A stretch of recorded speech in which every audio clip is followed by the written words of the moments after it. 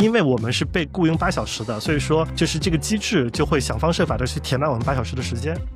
可是我在亚麻特别不爽的一个点就是没有 product impact。我后来也有一个专题，就是我在 marketplace 的黑暗时光，酗酒啊、失眠啊什么的。但是因为这个 product impact 是真实的，所以说我就留下来了。那是怎么从 Facebook 后来又选择去回国？他们给的超过这个 bar， 那我就回。你 set 了多高的 bar？ 从工作体验角度讲，中国那个体验会有一种更加有主场的感觉吗？有，太有了。我在腾讯当时是给马化腾写信，大家不善于处理 conflict， 这是一。然后大家有事憋着，但是憋着很有可能就是造成更大的问题。可能觉得大不了就离开，但是为什么那么多人，比如说被裁了之后还非常的 struggle？ 因为他可能没有 plan B。我最怕的就是把自己处到一个特别被动的状态。2020年10月份发了一期说找合伙人，然后收入全归那个合伙人，因为我那个时候我就笃定的相信我的频道不会值什么钱的。找到了吗？那是有人吗？没有，幸好没有。打工的 risk 是明白的，但是创业的 risk 也是存在的。且比打工小，100%比打工小。你大概裸奔了几年，到你开始真正赚钱？大概意思就是说，生活会给你各种礼物，但是我们的问题就是我们会拒绝生活的礼物。课代表，我知道你之前呢是在 Meta、Amazon 做 data scientist， 之后呢，在这个 startup 好像是叫 Statistic， 是不是叫 Statistic Significant 的意思啊？这个公司。对啊 ，Meta 的人不会发音错的 ，Statistic。对。这你会怎么描述你现在的状态？你现在 identity？耐克小妖。就有一次在一个滑雪群嘛，然后我就说我要去，就是发个车，然后去滑雪，然后下面就有人说哇 YouTube 大神，我说别，不是什么 YouTube 大神，我是麦克小妖，因为麦克这个词就是在中文网络非常的低身份，然后对，就是别人一听你是麦克的，然后就可以来骂你，但是我觉得反正现在主要收入就是来自于麦克嘛，然后就是麦克小妖了。所以你现在主营业务是麦克，但是我更好奇的是，你觉得你的身份是不是很多层不同的身份？你会怎么描述你自己？我自己在写书里边我说我现在标签是好人、好爸爸，还有好什么东西我好像忘了，但是 anyway 我觉得这2个标签挺好的。但是你如果让我就是全方位的去描述一下自己的话，我会说我可能有3个地方比较重要。第一个是我自媒体加麦克加社区这些事情，在我看来它是一个很有反抗精神的一件事儿。就是我觉得教育是不好的，我觉得我们从小到大受到的教育体系都很有问题，然后大家学不到东西。我觉得现在大家很需要学 AI， 但是大家没有正确的方式去学 AI。我有正确的方式教 AI， 然后我希望让大家用正确的方式学 AI。这是我事业，对吧？这是我想做的事情。很多其他自媒体是有一部分是为了这个，但是有一部分是为了个人兴趣，或者说是自我探索，那就是第2部分了。第2部分其实本来想说家庭的，但是说到这儿，就是我会是一个比较在意生活中和每件事情的 meta，叫哲学可能不太恰当，但是反正就是它背后的 why、what、arc 这种事情的这样的东西。所以说我会在生活中很多事情中有类似的思考，就试图更好的理解这个世界和理解自己。那理解世界的过程中就不免开始接触玄学。就是你哲学学到一定程度以后，你就是先学物理，然后物理发现很多东西解释不了，然后开始哲学，哲学发现很多东西解释不了，然后开始玄学。所以说这其实是我就是最感兴趣的东西。对，就是我自己就是你让我啥都不干，就是说你不许赚钱了，你必须去纯粹的追求兴趣的话，那我可能就去追求玄学了。对，我自己好像在一个地方说过，我其中一个人生理想是50岁的时候当一个邪教头子，有点类似的这样的一个浓缩吧。然后第3个就是家庭和就是我觉得我现在的大多数的注意力和我的心思其实是在养娃上，也不知道大多数的注意力吧，就是麦克和追求玄学这件事儿对我来说是比较 effortless，我就直接做就行了，他们甚至本身就能给我产生 energy。但是陪娃这件事情对我来说一直是一个挑战，就是我是一个之前没有什么情感能力的人，我叫情感电池的电量很低，然后带娃这件事儿就要一直的就是 be present 呀，然后去真的去陪他，然后我就会发现我在这方面就是我会努力的一天非常present，然后就是到了电到量耗尽。了到了就非常耗尽，对。但嗯，是我觉得这件事儿本身是很值得做的。打断一下啊，你之前提到那个玄学，我也挺好奇的，有没有哪一个 trigger 的 moment 让你开始对这个生活背后的原理啊，为什么人会这么想这么做啊，从哲学发展到玄学，有没有一个 trigger 让你进入到这个兴趣的领域？有，嗯我高中是物理专业，然后我上完大学一开始选的专业是物理。我觉得背后也是对这个规律的，就是试图探索或者解释。但我嗯后来发现，就是物理的研究和想象不一样，也不太好找工作，然后就换了经济和数学。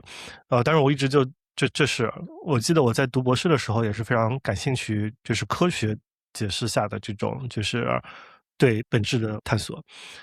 当我科学已经学到头了吧，科学就是你学完就是广义相对论和量子力学，然后你就学到头了。学到头了以后，你就会发现，哦，好像能解释的东西还是很少。然后你再去看神经科学什么东西的话，会发现他们就非常 rudimentary，就是他们的研究非常怎么说呢？就是基础，他没有办法解释，包括人为什么会做梦这么基本的问题。然后你就会去想，那这些东西你还是想要一个解释，那你怎么解释？呃，不是说我当时这么想的，我觉得反思的话，我 naturally 当时是这么看。我觉得第一个就是 trigger 我用非科学的方式去解释世界的是《禅与摩托车维修艺术》。《禅与摩托车维修艺术》这个其实是一个挺有名的一本那个哲学书。嗯，简它是一单讲讲。本完全立足于科学，然后完全立足于逻辑，去解释了很多什么是科学的这样的问题。最近看的另外一本书是赵志成写的《什么是物理》，他讲了哎，就是我也我们的在看《什么是物理》，是吗？就在我创作柜上，黄色那本儿是吧？它对，有两本儿，我可以给你介绍。但是赵志是我不是成写的吗？可能我不知道是不是同一个作者，但是我两本儿都买了。但我先看的是什么是物理，然后我是和《三体》一块儿看。这本吗？对对对对，对，我可以给你介绍一下这个作者，他跟我关系还嗯，挺好的，我还来是吗？社区里边讲了。我邀请他来社区里边讲，他在我频道上有一期会员节目，讲的是这个就是 AI 的队友，就是 AI 为什么获得物理学的诺贝尔奖，当时那个 Hinton 的物理学诺贝尔奖和那个波塞曼奇，就是为什么。那期视频我觉得很厉害，但是我没有剪出来，我也没发。我发了完整版，发了会员视频。我觉得那期其实很厉害，他讲了很多，就是我们就是 AI 的根儿是什么，然后嗯它其实根儿和我们想象的很不一样，它其实就是为了模拟人，然后模拟涌现这件事儿，然后那就说回了人的智能是怎么回事，就是我们为什么会有智能？其实人的智能和人的脑子和猴子脑子的大小体积其实差不多。那为嗯什么我们比猴子的智能出来这么多？是因为涌现，然后为什么会有涌现？Anyway，这个扯远了，感兴趣我们回头可以再聊。我先说回到那个《禅与摩托车维修艺术》吧，就嗯是他讲了好多点，都对于我那个时候做产品，我那时候在 Facebook，然后做产品非常有共鸣，包括做实验，为什么要做实验？这也是为什么后来去那个实验公司去做布道师了。我觉得这个方法论其实是一个非常深刻的方法论，就是什么是科学方法，什么是就是 scientific method，6步。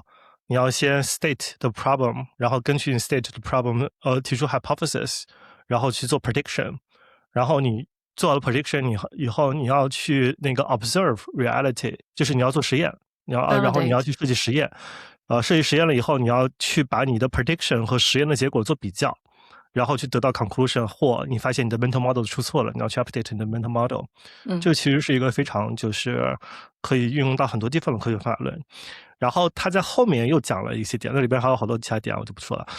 良知 quality，就是那本书我不剧透了吧，反正就是作者本身也是经受了很多东西，他就是被这个问题搞疯的。他以为他疯了，其实没有，其实就是其他所有人都出错了。那这个问题就是 quality 是主观的还是客观的？作者的结论呢，就说 quality 其实没有办法用主观和客观去形容它。问题不是出在 quality，quality 是真实的。问题是出在主观 versus 客观这个二元叙事，或者说是二元分析的结构。就是这个世界上从来就没有主观，也没有客观，这个世界上不存在主观和客观。主观和客观是一个人为的这个词汇，或者说是这样的一个叙事框架，但是我们可以用这个框架去分析问题，似乎显得所有的东西有主观和客观。那 quality 是什么呢？quality 就是不管它好坏，对吧？quality 是你主观 meet 客观的那一刹那。对，所以说接着你抛弃了这个主观和客观的，就是定义以后，你再去看《道德经》，一下就看懂了，什么道可道非常道这些东西，就一下子就就是你如果不用一个那样的角度去看，而是就是只有主观 meet 客观的那一刹那，这个世界是真实的。就是 be present 嘛，就是你 present 那一下是真实的，你脑子里边的过去和未来都是虚假的。你碰到这个桌子的这些，就是你用这个视角去打开这个世界的话，你会发现，好像是有另外一个视角。这个东西为什么会 trigger 你去思考一些玄学以及其他哲学，而且把它放在这么重要的一个位置？你说了，就是如果你不工作、不带娃，基本上这就是你要做的事情。大多数人没有想这件事儿，他就但是想对，就是我因为了解玄学，也去想身心灵，然后这种话身心灵就不会问出来，身心灵觉得 of course 这个是唯一需要搞清楚的事情。怎么说呢？比如说你觉得你的世俗成就是来自于什么？是来自于你的努力还是选择？很多东西都 play a role， 但是在我看来啊，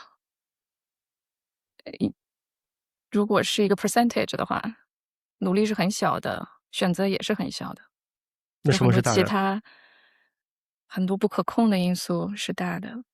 那些嗯东西并不是由于我的意志存在而会发生的，所以成就不是因为我做了什么，或者我 make 了什么 decision。嗯。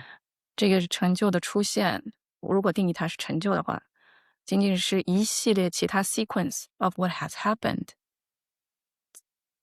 带到了这个点，或者这个。你听过一命二运三风水？中国古人，我搜一下这个词到底的来源是什么？我一直说着，我还专门出视频讲过来着。但我不想就是说这个是一个宿命论了，但是据我的观察，这为什么不是宿的确是命论？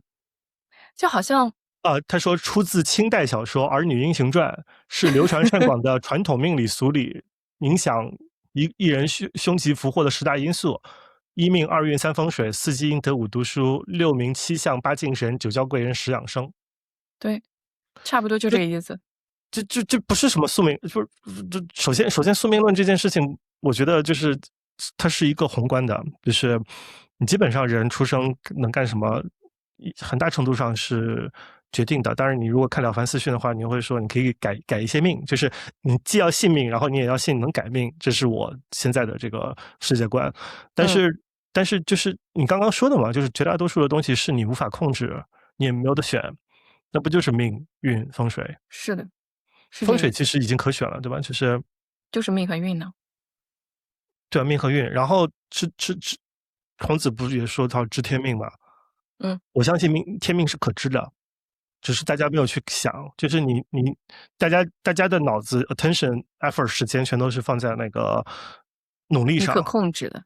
对你先放在努力上，然后有的人可以看到好像是可以选，然后大家放在选择上去努力做选择，但是其实再往上还是有风水、运和命，然后这些但那东西你其实些东西都可以。你觉得能控制吗？你所能啊，了凡四说的这个，训就说怎么控制、怎么改命嘛，怎么改运？了凡四训应该是怎么改运、改命？对，了凡四训是怎么改命？所以你信这个？做好事儿可以改命，真的这真的我同意。还有真的真的。一个就是，我记得有本书是说，但是只要你要相信这个方向，或者吸引力法则你要相信，对，然后全世界、全宇宙的能量都会呀，促成。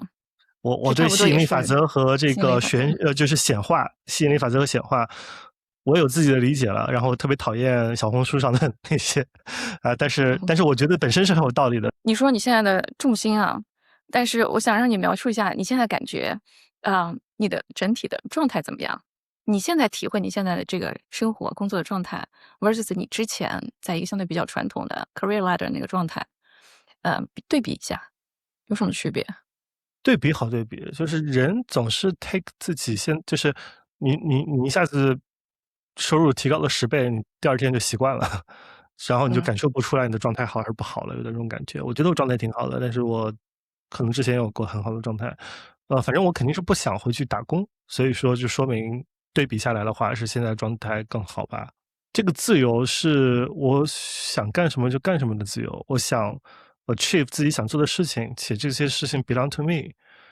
在打工的时候，我没有意识到自己和别人的想法有那么多不一样。我出来以后就意识到了这件事儿。打工的时候我知道，但是我没有意识到有那么多。我也没有意识到那么多我做的事情是没有用的。就你出来了以后，你会，我起码我吧，我会 be honest about 我今天到底干了什么有用的事情，而不在于我花了多少时间。然后我会发现很多天就是我其实只干了半小时的事儿，但是它 impact 非常大。然后有一些天我可能干了很多事儿，然后它没啥用。嗯但是你在工作的时候，我就想象8小时全都在那儿，然后我无论状态如何，无论怎么样，我都要去。其实我是 miss out 了很多更重要的事儿的，或者嗯。说我用一个非常不效率的方式去做一个事情。就我觉得卖时间是一个特别不 make sense 的、不 productive 的、不 effective 的工作方式。大部分的人还在这个，嗯，传统的售卖时间的这种工作方式里面，那每个人可能有选择的局限。但是我是想就是回顾一下那段卖时间的时光，因为我有很多有共鸣的体会。这个比如说你提到的8个小时也好，更长时间花下去，每天在工作里，尤其我们都有一些共有的，可能在北美大厂、科技大厂这样的工作环境工作的经历。嗯，我自己个人感受是有很多的工作焦虑是来自于工作本身，它是没有意义的。对啊，然后呃，这个对。我想说，就是这其实是一个历史上的非常短暂的特殊现象。就在我们很久很久以前，我们都是按计件儿工作的，我们产出多少，对吧？产出多少粮食，产出多少棉花，产出多少自行车、汽车，对吧？产出多少零件儿，我们是计件儿的。计件儿你是可以把你的劳动投入和劳动产出 directly correlate，然后 measure，然后增加你的 productivity，增加你的产出，你产出更多了，你就可以赚更多的钱，这是非常爽的。对，但是计时其实就是白领工作或者 knowledge work，就是很难去 measure productivity。然后我也有视频讲，就是为什么会产生各种各样的 bullshit jobs。这种 bullshit jobs 就是 empire building 会产生，然后这个工作中的各种各样的 SaaS 软件，然后他们之间互相交互，就是这些软件本身产生了这些无意义的工作。他们人就是因为我们是被雇佣8小时的，所以说就是这个机制就会想方设法的去填满我们8小时的时间，用那些没有意义的工作去填满我们8小时的时间，而且我们的 productivity 是没有办法 measure 的，所以你就是去用了一堆这种你说的没有意义的工作去几十年的时间啊，就不是你觉得不会必然。一直持续下去的？我觉得它不 make sense，我觉得它不 真的 make sense。彻底不 make sense。但是更不 make sense 的，我一直比较好奇的，包括跟你聊之前，我还和 Gemini 聊了一会儿这个嗯问题啊，我嗯想听听你的意见，就是关于 empire building，就是嗯，在大型 tech 公司，你之前有视频提到，就是说，嗯，在美国的很多大型的 corporate，它不是说我需要多少人，我招多少人的，是我能 afford 多少人，我就招多少人，徐老对吧？师说的呀。对，嗯那接下来有什么连带的连锁反应呢？就是由于人性，那么会有 empire building。那就嗯像我们说的，没有那么多活干，那么就会有 scopeless empire building，就是说没有工嗯，作的 scope 的，招很多人，这样去增强这个 leader 的上升空间和他的虚假的 权重。scope 不能说没有 虚假的 scope，有很多虚假的 scope。虚假的 scope，就导致了很多的 employee 进去之后发现人多活少，然后接下来就，导致了这个我们常说的“纸上雕花”也好，无中生有也好，这样的症状。嗯嗯，但是这些公司的背后都是资本，对不对？嗯。那资本是不可能不知道这件事情在发生的。那么为什么会允许或者说 encourage 这样的现象继续存在呢？资本没有 voting rights，资本它是就是对于所有公司来说都是 commodity，资本就寻找一个 highest return，对吧？然后它到了这个 highest return，它没有能力让这个 return 变得更高。就你刚刚说的是为什么资本不去追逐更高的能力，那个是另外一件事了。资本只能 allocate，资本只能选择它流去哪儿，它不能选择改变这个环境。所以他是知道的，想改变的，但没有这个能力。就是你是在所有的公司里边已经很不错的一家公司了然后他也就只能选择。是这样的，它是两个因素的结合啊。就第一个是这些，就是你刚刚说的这些大厂，它能 afford 这些人，afford 这些人不是说我的利润我全都花掉了叫 afford，而是我的利润在 generate 一个非常 competitive return 之后，我还能 afford 这些人，是这个意思。然后为什么他做了这么多的浪费，还能就是 afford 这么多人，还能 generate 一个 competitive return， 是因为他们的主营业务特别特别的强，他们的那个飞轮特别特别的扎实，然后他们太赚钱了。就是 Facebook 今天可以砍掉90%的人，然后他还会一样赚钱。但他为什么不砍呢？他为什么要砍呢？他为什么不砍呢？那上面的这个最顶尖的这个金字塔顶端的人可以省下这么多钱，他拿着这个钱干嘛？就是他想做事情还是要靠人的，就是他的能力是非常，就是人的能力是非常有限的。就是你不要觉得一个人他能决定这个系统的绝大多数事儿，一个人只能决定这个系统的很少一部分事儿。然后小扎今天说我要把元宇宙做出来，做得出来吗？做不出来。小扎说我今天要做出来一个世界顶尖的 AI 模型，我可以花最多的钱，请最多的人，我什么都给，做不出来。这是他能力的极限。除非你这个人天纵奇才，然后是什么，他有10个诸葛亮之类，Elon Musk 都很难做到这件事儿。他能把 Twitter 做成那样已经很厉害了，但是他也没有办法，就是再去把 Google 来一遍。但是他进去第一件事就是把推着80%、90%的人给砍了。对啊，效果挺好的，不是吗？对啊，我的意思就是为什么？因为他有能力，别人没有这个能力。有没有一种 hypothesis 是资本要求他所投资的公司是呈现出一种不停扩张、人越来越多的状态，去 convince mass market 更多的这个，因为这些公司都 IPO 了，更多的人，这个公司是蓬勃向上的，因为它有这么多人。我不觉得定价是由人工数量决定的，定价是由利润决定的。对，就是你刚说的是资本在讲一个大家一看就知道是假的故事，然后大家没那么傻。所以如果是利润决定的，就真的应该杜绝浪费了。我这样吧，那我当时在腾讯是当一个副总监，管30个人，然后我还出了一期视频，裁了4个人。对，我们那个部门整个是100多号人吧，接近200号人，然后还有管400多号人的子公司，然后一个 GM。我们在做，就是我们在转型的过程中吧，就是首先那是一个成立了1年多的新部门，然后是照着互联网会蓬勃发展的这种态势做的。结果疫情，然后国家对互联网的整治，就是整个趋势非常往下。那我们在这种情况又是一个中台，然后又是一个就是当时是做买量广告的，受到的影响是非常之大。所以说100多号人呢，我们就开始一个非常主营的业务，大家70、80号人在做的一个东西，直接那个业务被砍了。但是老板那个时候他自己背了一个非常不好的绩效，可是把团队给保住了。那个时候没有人有感觉，就是没有人觉得这什么，就是我们反正来了腾讯是吧？我们天天都在做很忙，然后我们在努力的工作，怎么样的。就是虽然这个东西被砍了，但是我们在探索别的东西、别的事儿。然后后来，因为我的那个时候还算是比较受老板信任，然后我们在办公室里讨论的时候，老板当时跟我们交了一个底儿，就说腾讯总办下来就是给每个部门摸情况，然后让他回答，就是在这个部门最差的情况下，你需要多少个人？我当时感觉嘛，就是150个人是吧？老板可能说100个人，然后老板给上面的回答是30个还是40个？然后我们当时觉得就是有前途的，然后值得探索的，包括老板也在对外也是跟我们这么说的那些项目，老板一个都说，这些东西都不是必要的。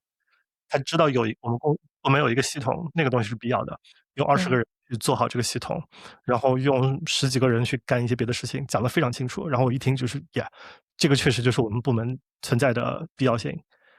他心里知道，但是他要干的是什么？他要干的是帮下面的这些人找到事儿，然后对上画饼，然后上面也知道就是 OK，你其实只需要20个人就行了，但是我有必要去 push 你吗？就是 push 你以后，我怎么知道未来会发生什么呢？就是我让你砍了90%的人，那你只能做这件事儿，那你以后也没有什么成长潜力了。那我现在大家你好我好大家好，为什么不这么做下去呢？所以这个就是人性 driven 的，不是单纯的 business driven 的。Uncertainty 就是我们没有这么简单的说砍掉90%，我们就保证一定是省下来了这些人力的钱，然后我们利润上升。而且就是人力成本在互联网大厂里边并不是一个那么大的事儿，你的一个就是业务的这个，你 bet 一个新业务可能是更大的事儿，对吧？你抓到下一个增长曲线是更大的事儿，然后你保证你的这个产品本身等等等等，这些都很重要。然后你没有人敢说我砍了以后我一定可以多赚钱。如果说今天有一个人说我保证我砍80%的人以后，我明天我的股价翻一番，然后以后都你好我好大家好，那行的就会有人砍的，没有人敢保证这件事儿的。嗯，这是一个 huge bet，没有必要去 take such a huge bet。你现在过得不是挺好吗？那当时无论是在腾讯还是在 Meta 或者 Amazon，在这样的环境下工作是一种什么样的感受？那个时候我会觉得拿钱办事儿，然后我尽量找一些我自己觉得有价值的事儿，然后也对公司或者老板或者说整个部门有价值的事儿去做。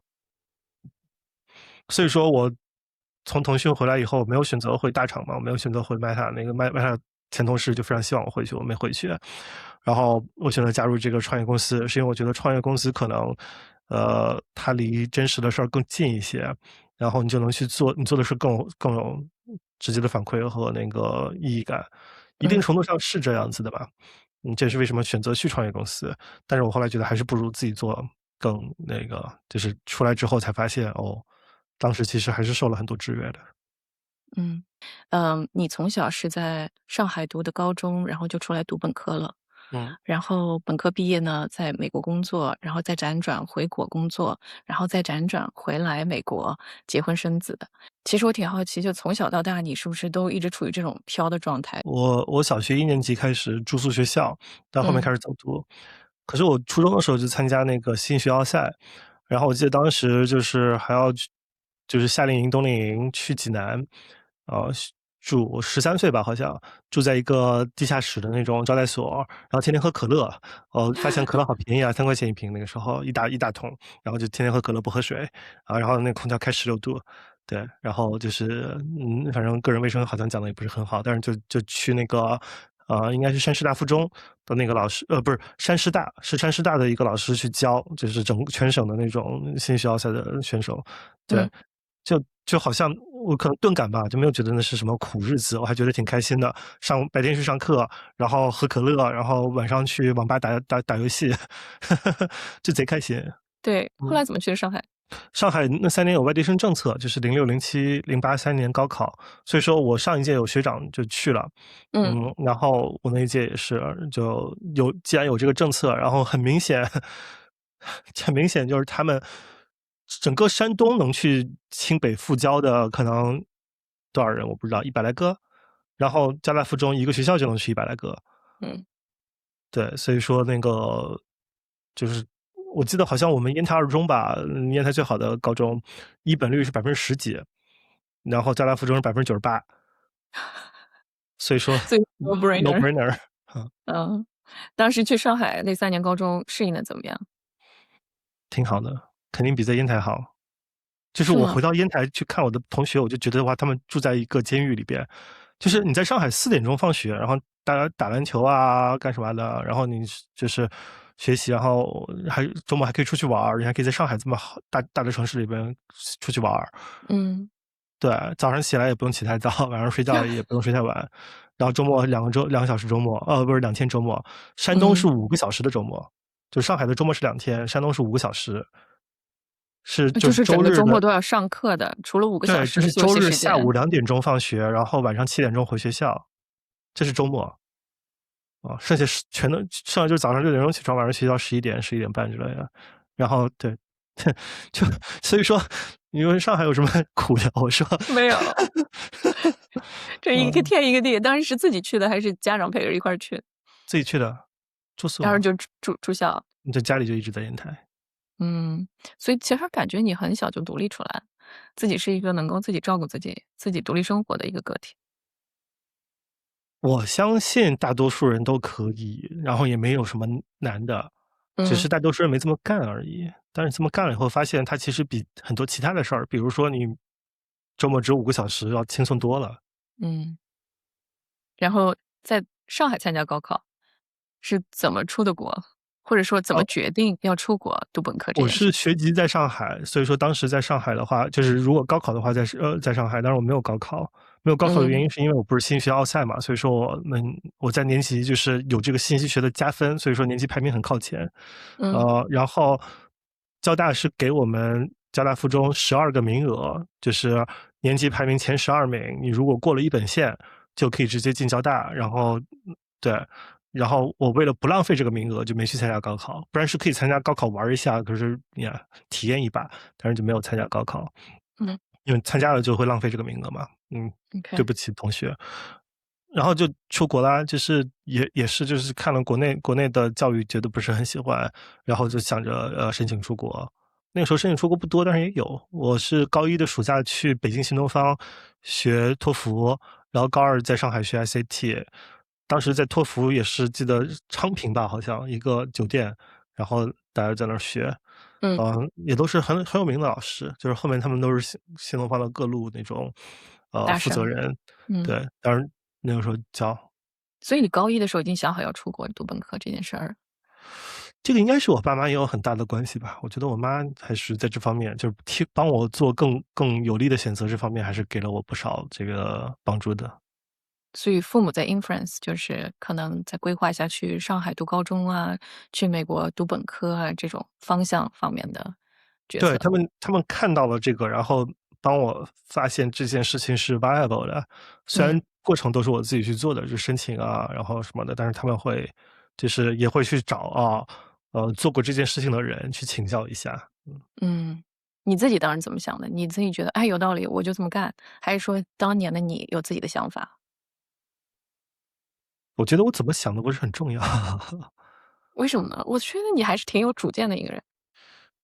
自己开始做选择是我第一次自己开始做选择，是我工作面临就是回国做 consulting。我当时博士毕业在北京 BCG 实习了3个月，嗯这还是我 LinkedIn 第一火的帖子呢。就讲我当时怎么 turn down BCG 的 offer，那个是个130万人民币的 offer，嗯然后来美国去亚马逊当那个经济学家。就那是我真正的第一次做选择。之前呢，我觉得都是被命运推着走，我自己没有想太多，嗯，就包括读博士没有想太多。就想着这个就是顺着往前走，没有就过多的。稀里糊涂的做了选择吧，应该说，就没有想太多。就是我没有觉嗯得除了读博士还有第二条路，那个时候除了出国，也没有觉得真的和国内的，学校做对比，就是我没有选，我就直接放弃了国内的这个选项。我不知道为什么会放弃，但是没有想过这件事儿。4年本科的体验是什么样？我们是个文理学院，然后学校也比较小，然后我第一年、第二年在游泳队。整体来说，我觉得应该还是和大多数人的大学很不一样。那个可能大小更像一个初中或者高中。然后我现在本科的同学几乎很少联系，有1个2个吧。对，呃，就在那儿就学习，然后哦，我大二的时候就开始买车，然后自己住到外面去了。跟其他人合租。我们当时是6个人合租一个 two bedroom。嗯，对，我还记得就是2个人住一个卧室，2个人住一个卧室，2个人住客厅。住客厅是2个女生，还有客厅还有老鼠。呃，这个对，但是很好玩有自由，有自由。是啊，那时候是第一次出国自己独立的生活，我对不对？高二暑假的时候去了 Stanford 读 summer college，那啊是第一，OK，次出国。嗯，但那不一样，那更像是一个夏天的 那个一样，program，像个 camp。但其实和大学生活是一样的。嗯，你觉得大学生活在北美的大学生活 intense 吗？学业上压力大吗？自己目标感强吗？还是就是混？A no to all the above。对。我觉得那个时候就没有想是什么东西，就是我那个时候不觉得，就是很懵懂，就是我嗯会把自己的生活照顾得很好。举个例子啊，就是我刚去 Stanford 就去买了一个自行车，然后各种逛。然后我大学的时候，我很早就去考驾照，我还跟嗯朋友借车去考。我大一的暑假去我一个白人朋友家，他在科罗拉多的一个非常小的城市 Cedar Ranch，好像5000个人的一个小镇。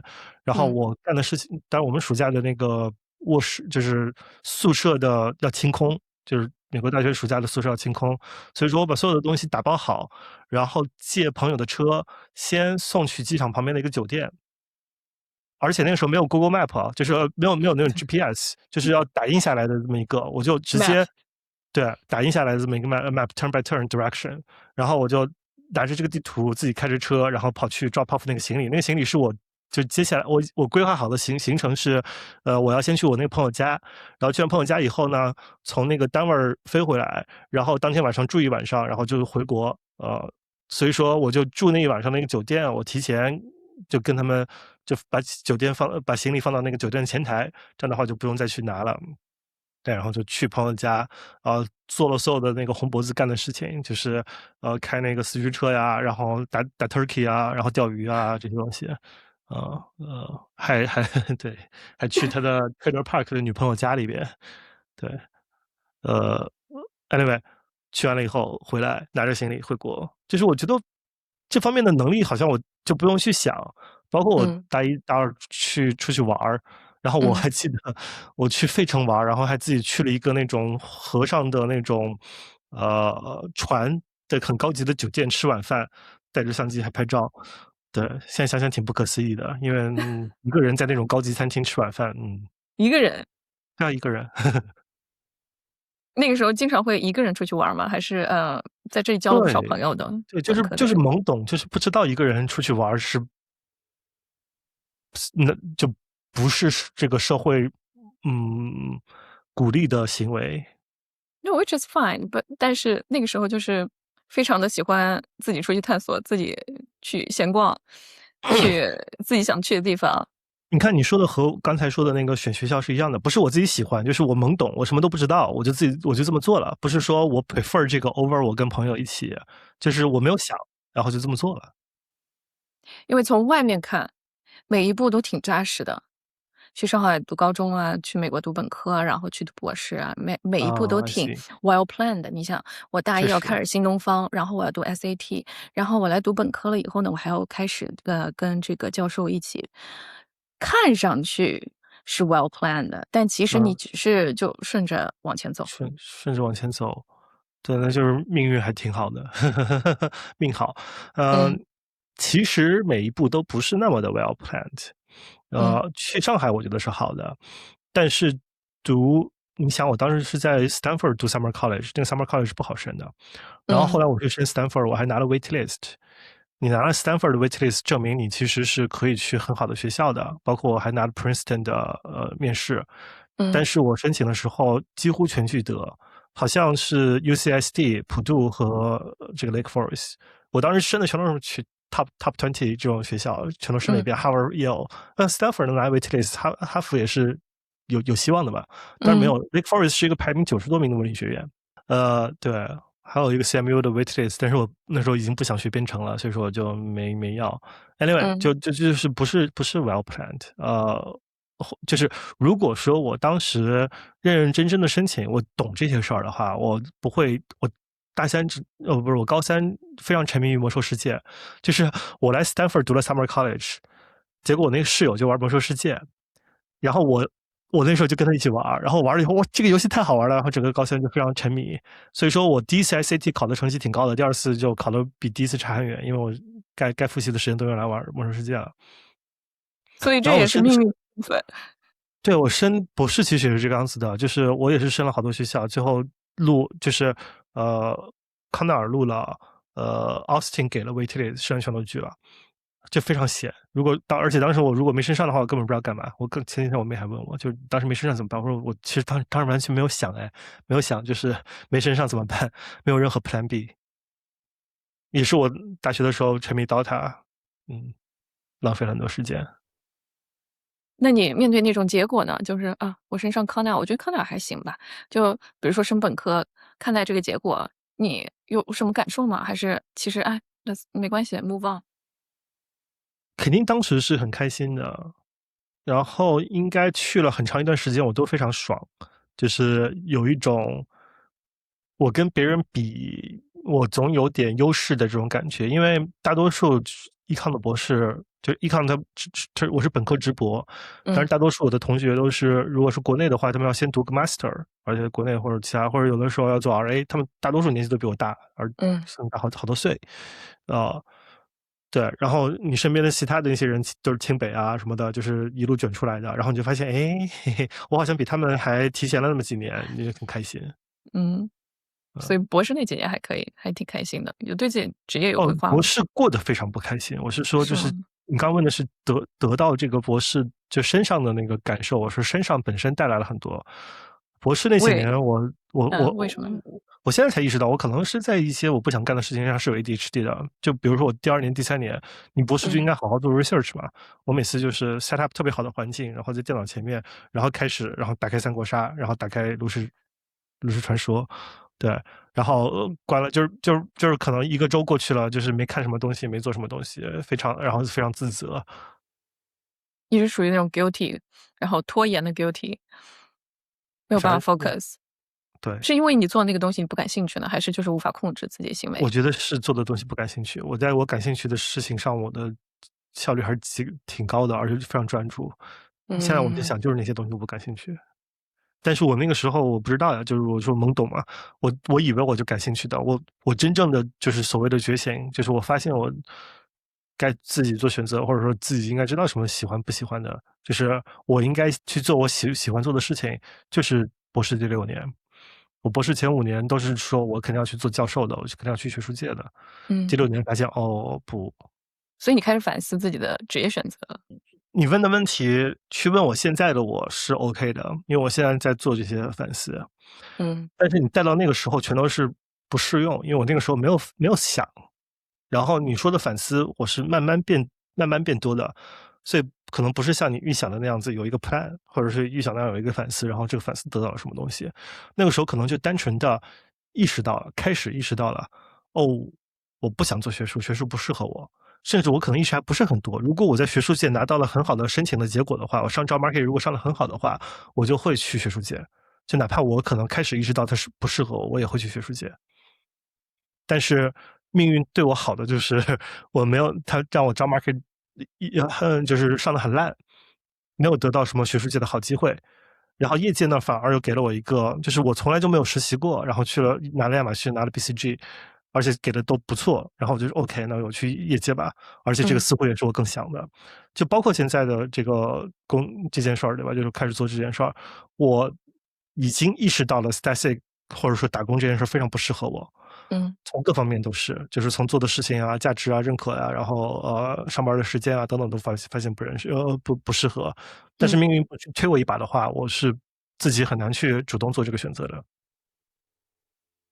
真的能感受到命运的推手。对，命运安排了我一条更适合我的路。你在 BCG 短短的实习，当时的感受是什么样的？是你第啊，一次体会到了和学指点术不一样的江山，教工作各种 环境吗？CEO 们怎么干活儿，就是我就觉得我如鱼得水。是吗？我觉得我天然就知道这个工作怎么做，我嗯。特别擅长这件事儿。就是我不管是让我去做 narrative，然后去做 PPT，然后去讲，跟客户打交道，还是做那个 financial modeling，那个 Excel 就是里边有一个人是擅长做这种 Excel 的，然后他搭了一个东西，然后剩下几个人应该不擅长的，然后就让他去做，然后他们就说：“那你过来学一下，然后看看你能不能做吧。”我一下就学会了，我一看我说就 natural，就是他们让我改什么，我就说不，应该改这儿。他们说哦，对，你说的是对的。就是跟客户开会，我就马上能知道他们的点是什么，他们关心的点是什么，就是可能他们嘴上不说，但是他们实际关心的点是什么，怎么能打动他们，我都天然就知道。所以说我当时。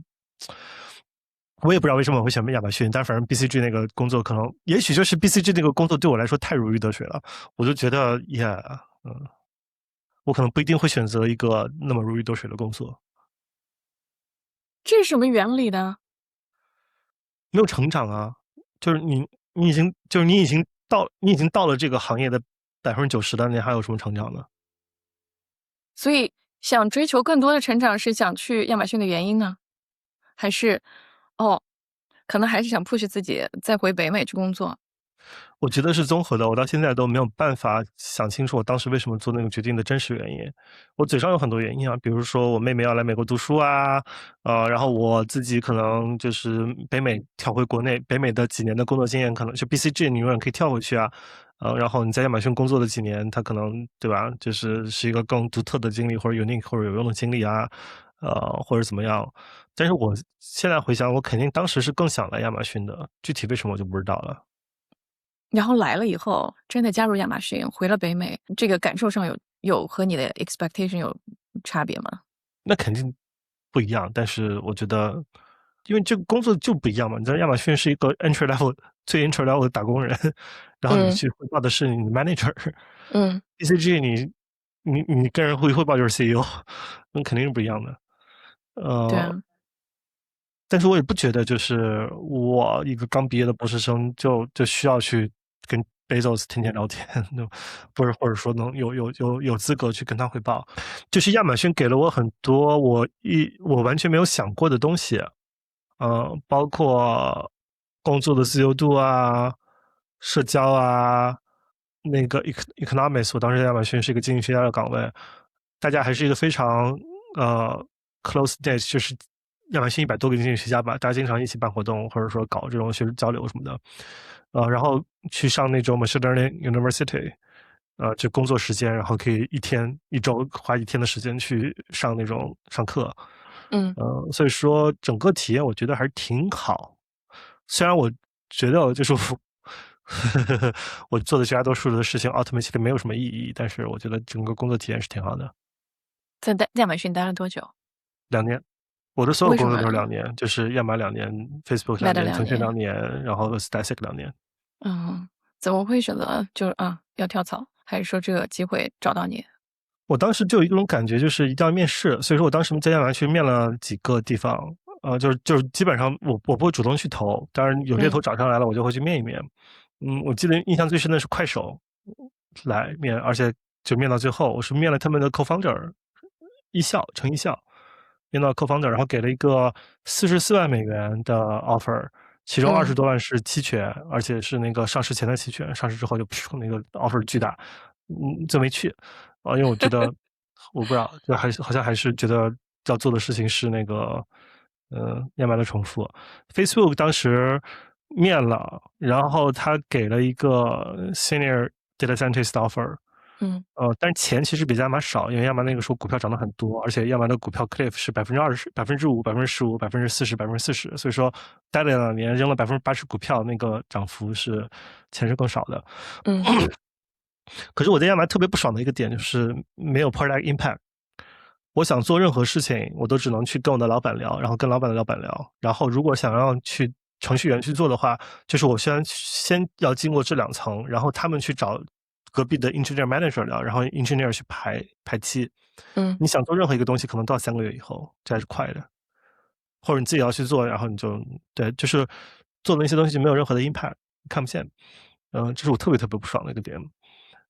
然后去了 Facebook 他们就说，就跟我讲，就我们就跟程序员坐在一起啊，他后来知道是真的嘛，就是他们是 embedded team 这种形式，所以说对，你说一个事儿，你可能第2天 app 上就看见了。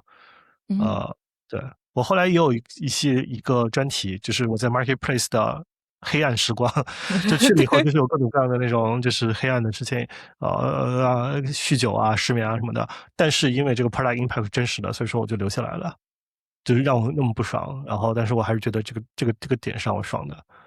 嗯，还有一个点就是，我当时其实在拿这个 offer 的时候纠结很久，但是我一个亚马嗯，逊的同事一句话就让我做了决定，他就说：“你简历上的2个好公司比一个好公司更值钱。就是你亚马逊工作4年，versus 亚马逊工作2年，Facebook 工作2年，那后者更值钱。”我说：“OK 的呀。”什么时候开始有些酗酒失眠的问题呢？我是10月份去，我是9月份去的，然后 bootcamp，然后10月份开始，事情不对，到了11月份的时候开始，酗酒失眠。哦，我记得就是特别清楚，就是感恩节的那个假期，我是之前就 plan 了去冰岛，然后去冰岛的那个时候就基本上就是失眠的，然后我特别难受，我还晚上起来给我那个时候的 Skip 写了一个很长的邮件，讲了一些问题，讲了一些我的 challenge。加入 Meta 2个月，嗯，从一个正常人到又酗酒又是失眠，到底是什么原因导致？就是我加入的时候，这个组刚刚进，首先它是一个就是老板们特别在乎的事儿，就是 VP 们特别在乎的一件事儿。然后 VP 特别在乎的时候呢，他就让他的亲信过来做这件事儿。然后我在进入这个组的时候，他们刚刚完成了权力的清洗，但是其实这个组还不知道即将要发生什么。嗯，然后我作为一个 DS 在这里边被夹在中间，一方面要帮这个组解决问题，和大家一起加班，然后去把东西做出来；一方面我们做的越多，错的越多，是那个做 因为这些人 Marketplace Commerce 的那个项目吗？对对嗯，B2C，就是我们注定要被清洗掉的。后来也就是那个 half 过了以后，几乎所有的人全走了，EM、PM，大多数的 engineer 都走了，除了几个 junior engineer。那你 DS 在这里边就是要去背锅的，就是注定的。然后你就注定要加班，然后注定加班了以后要背锅。你是什么时候看清楚这个的？是一开始你就看清了，还是你做着做着越做离开 Facebook 之后才看清楚，才知道的？对所以当时当局者迷，当时你在里面当局者迷疯狂的干的时候，是不知道后面这一系列的。对，而且当时我其实自己也没有准备好这些事情了，就是我那时候不会写 SQL，所以说我去了以后，我是用 Python 面试进的Facebook，他们说你可以选 SQL，可以选 Python，我用 Python，然后我 Python 我给面进去了，然后进去以后发现根本不行嘛，然后先学 SQL，所以说我那个时候周末就找一个朋友，然后就求他教我写 SQL，然后花了几个周末学会的。所以有学习上的压力，自己但工作确实不 本身 competent。OK，所以在对工作上面的这个要求有一定的压力。那除了工作本身的压力，你还不知道背后的这一系列的 background 和 context，你只是在做，是其他什么事情特别 drain 你，给你压力大到需要酗酒？那个就是过来清洗这些人的那个 PM 也是一个特别 toxic，这不叫 toxic，反正特别卷，其实也就是 toxic。如果你从各种角度来说，但是我觉得他还是个好人了。就是晚上11点给你发信息，他自己工作到凌晨2点，然后关键是就是给这个团队特别大的压力嘛，所以说每周四都有一个跟 director 的那种 reviews，然后大家就是所有的就好几个 director 过来看，然后你想你每个周先要做东西，然后开始跑数据，周四去 review，然后你周三一天基本上都是在准备这个东西，而且中间就是我们的pipeline 也没有搭，然后也没有现成的 dashboard 可以去拿数据，然后 logging 很多时候都是出错的，你就一天去跑数据都不一定能做出来，所以说你周三肯定是要熬夜到很晚的，然后你周二其实有的时候为了准备这个就开始做，但是有一些数又不确定，然后你那个 deck 也要去 build，然后周四又有一堆 challenge 对吧？然后之后还要去那个 deep dive。关键是你的那个时候，产品还有很多要做的事情，你还要去 support 产品要做的事情，然后你自己还要去做一些你自己想要做的那种探索，或者说是 analysis，或者写一些你能受你的 impact，因为你 support 一个这个 ops meeting，那不是任何 impact，你还要做你的这个就是 study，或者说是对吧？就是 size the goal 啊什么的。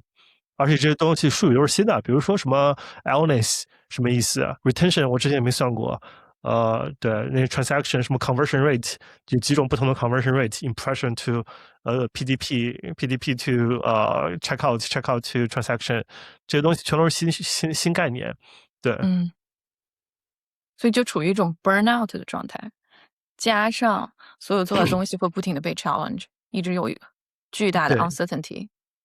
对，就是你一方面你自己也不行，一方面你做的东西就是你自己确实不行，但是你哪怕行了，你做的东西，也是一个有点 mission impossible，而且 mission impossible 你哪怕完成了，最后还是要被干的，所以，yeah。当时你给那个 VP 写长长的信，没有 VP， 是他当时是 senior manager， 后来升成 director。OK， 你给写长长信，写的什么呢？你人在冰岛，休着假。睡不着，喝着酒，写着长长的信。没喝酒。我写的信应该就是在失眠，然后我觉得压力很大，然后我忘了具体写的是什么了。反正很走心，然后讲自己压力很大。他后来嗯看了以后没有说什么，但是他给我干的事情就是他把我拉到他旁边，然后去帮我做了一篇我的 publish 的第一篇 notes。嗯，然后基本上打开了我就是怎么样子做分析的一个一个方法，或者说是大思路吧。就是我之前会做非常复杂的分析，然后做 model，然后他就直接 SQL 拿下来几个数字，贴到那个 Google Sheet 里边，截图，然后写到 Notes 里边，然后 at 几个 VP，然后发。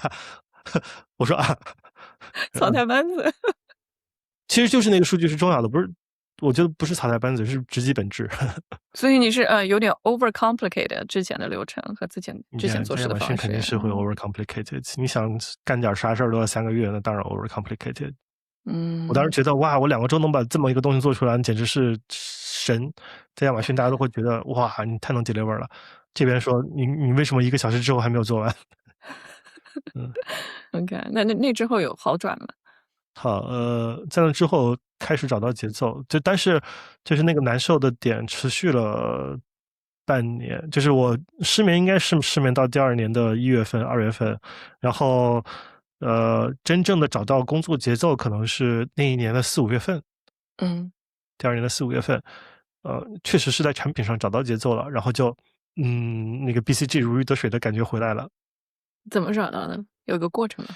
我 product sense 很强，嗯，然后我数据敏感度也非常高，而且我非常有 strategic thinking，而且其实我 communicate 也不错，就是我各方面其实都不错。但是我当时负责那个产品是一个 doom to fail 的产品，就是导致你越强你越难受嘛，因为你的目对，标就是帮助他成功，但是其实 doom to fail。我后来做了一个特别难，但是它有成功希望的东西，然后我们一起把它做到成功了，而所以你且结果，是改变了方向，你是嗯，知道了之前的那个就是 set up for failure 的，然后你改变了方向之后，你自我感觉好起来了，你觉得你可以发挥了。不那么 intentionally again，就不是那种 但自 intentional 的，然自然而但是就然是这样自然而然发生的。发生了。对，嗯我觉得知道这个东西不 work 的人当时有，可能就是我后来是 director 那个 Skip 对吧？当时是整个负责在 marketplace 上负责就是 online transaction 或者这种就是 commerce ship products，是他升了 director，我原来的 manager 走了。嗯然后我原来 tech lead 变成了我的 manager，然后我是一个 senior IC，然后还有一个 contractor，就我们4个人，剩下2个之前的 DS 都被调去别的 ticketing 什么 events，对，嗯就我们4个人，就是 director、manager、IC 和这个 contractor，但是我们确实就是我们 DS 主导的改变了整个业务的方向。嗯并 set up 一个非常非常ambitious 的 goal，结果最后还超额完成。嗯嗯。就后来做成了这个 deliver 主导的，好像是帮助，shipping，shipping service 对，去 enable transaction，而不是在做 commerce，因为 commerce 嗯不 work。嗯嗯。嗯，然后接下来的日子会好过一点吗？还是怎么就突然觉得，哎，我要再找找新的机会，我要去腾讯，我要离开 Meta，这是怎么发生的？哦，就我仍然是继续面试嘛。我对这个的心态就是：第一，我知道市场上大家在找什么样的人；第二，他们会花很长时间去跟你认真的聊天。嗯就是你平时哪有机会去跟快手的 co-founder 聊天啊？然后他这个时候就跟你聊半天，然后就各种问他战略问题，嗯他们都跟你说的很就是很坦诚。就嗯包括我就问快手，我说这个东西不会很快就消失热度吗？然后他们就跟我讲，我记得当时讲就是，你会看一些 lead indicator，比如说 supply 是不是下降，然后快手 supply 没有下降，所以说他们觉得不会那么快的下降热度，是嗯后来都是真的。包括那个时候我就知道了，快手其实大多数的盈利是来自于直播，那我觉得在市场上不是一个很大家知道很多的一个事情。嗯，什么原因你就没有选择他们呢？我不知道，我觉得那就是可能我当时没有选择 BCG 的类似原因吧，就是那是一个我职业的终点。嗯，对，你就觉得看不到头。对，我就觉得对于那种终点的选择，我随时可以去，就是我去了 Facebook 会不会更有利于我去快手？应该是的。嗯，那是怎么从 Facebook 后来又选择去回国？这是一个比较大的决策。当时就是我在面试的时候我说，我虽然是很想跟你们聊天，多了解你们腾讯在干什么，但是我嗯也不好意思那个就白嫖你们的时间。那这样吧，就我自己跟自己说的啊，不是跟他们说的，就是我设置一个 bar，他们给的超过这个 bar，那我就回；给的不超过这个 bar，我就不回。然后设置了一个非常不切实际的 bar，然后他不给了，然后就好吧，要自己对自己诚实，没有回吧。你 set 了多高的 bar？腾讯是不让说的，但是我觉得偷偷说一下，应该他们也不知道300万人民币。所以你自己心里就随便 set up 了一个嗯 bar，觉得反正嗯这不太可能。嗯作为你做决策的标杆，嗯，你给自己定了一个 rule，然后这个是就是首完全就是一个 先岗位 random 的。要满意，然后钱代表了他们诚意嘛。嗯当然岗位和 scope 本身，当然岗位和 scope 本身就是在聊的过程中，他们也就给那些东西。嗯就整个面试体验是非常好的，然后确实给的岗位啊，什么东西都很好。然后我就说，那我就在钱上搞一个就是不可能完成的吧，然后就那样。嗯，OK，然后就回去了，就嗯离开 Facebook。嗯，当时离开 Facebook 飞回深圳，是我不知道是不是直接飞回深圳啊？飞回中国，这个路上有想过我会再回来吗？再回美国吗？我想过啊，就是我当时回去的时候就先确保拿到140，然后就是知道这是一个 two way door。我还问了当时回嗯，去的人，就说你回来以后怎么可以才可以回来？他们跟我讲了一下，我说 OK，这是一个 two way door，那我回去呗。所以是想好的，就给自己留好后路。就是那回有回来的可能性，可能性，但是我其实去任何一家公司，我都是想着在那儿工作10年的，我没有想着工作2年，都是因为其他的原因导致只工作2年。甚至我当时因为这个我去了 Static，我就想我会在 Static 工作5年到10年的，但是是什么原因会导致我只工作2年呢？我就我就想了很久，没有答案。不用想，就这个不是发生了，是吧？这永远想不到的一个原因，我想。对，那聊聊在那个腾讯，所以腾讯也是2年。嗯每个都是2年，腾讯也是嗯2年。嗯。腾讯你的这个职责和之前你在北美的，无论是亚马逊和 Meta 是完全不一样的。你是个 people manager，然后你管巨大的团队。嗯，不去打30个人，就是是到后期管30个人，一开始管了6个人。OK，嗯，管一个团队，然后title 也比较高的。那个时候刚接手的时候是什么样的感觉？我觉得我在腾讯确实把我就是职业发展上的所有的技巧全都用上了，而且效果很好。我嗯在 Static 我就懒得搞这一套了，我就不搞线上管理，或者说是那些东西了，也就导致有很多东西，就是我会觉得那样是在不尊重我的老板，我在 manipulate 他。然嗯后，但是我看到其他的人在做，很明显老板还是吃这一套。但是在腾讯，我觉得我这方面做的还是挺好的，就是 on board 的时候啊，我会主动的去跟所有的人聊天。所以说他们都非常惊讶于你作为一个硅谷回来的博士，第一，你对行业很了解。我那个时候我没有做过游戏嘛，但是我就在回去的时候，我大量的把就是文章啊、播客呀，都全都听了一遍。所以说我那个时候回去已经对游戏行业有很多就是很前沿的，他们可能平时都没有接触到的这种认知。这嗯是一。第二就是我回去跟所有的就是总监，就是我们那个中台当时是有四个部门，所有的总监我全都约着聊了一下，然后再跟所有的组长全都约着聊了一下。所以他们聚餐，我那个时候还在隔离，就是那个时候回去的时候是隔离的嘛，我是疫情，先飞上海，然后长tran转，然后再回深圳。隔离的嗯时候他们聚餐，然后合照，然后说，哎，就国内就有微信群嘛，这种 core team 群，然后就说你认不认识啊？我就每一个都指出来是谁是谁，他们说哇。嗯这都已然经认识了。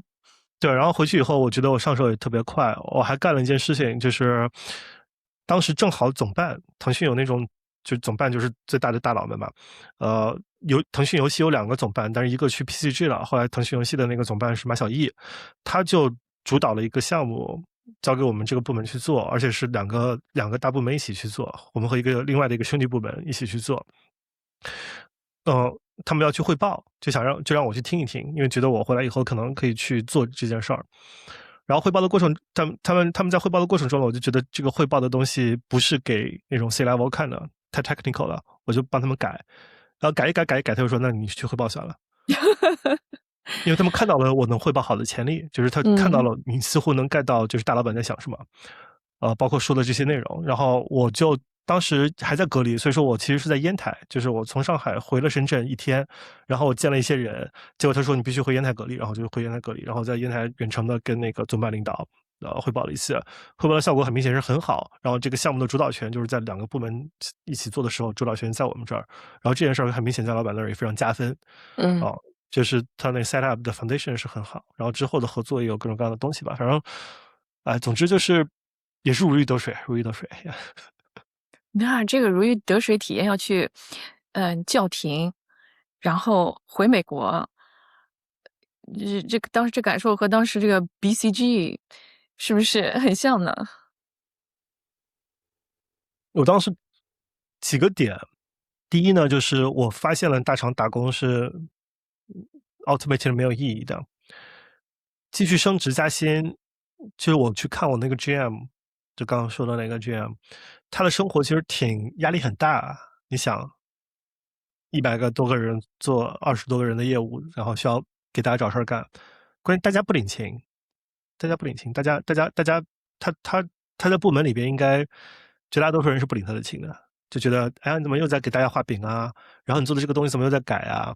然后你怎么又在 push 我们这个那个呀？对吧？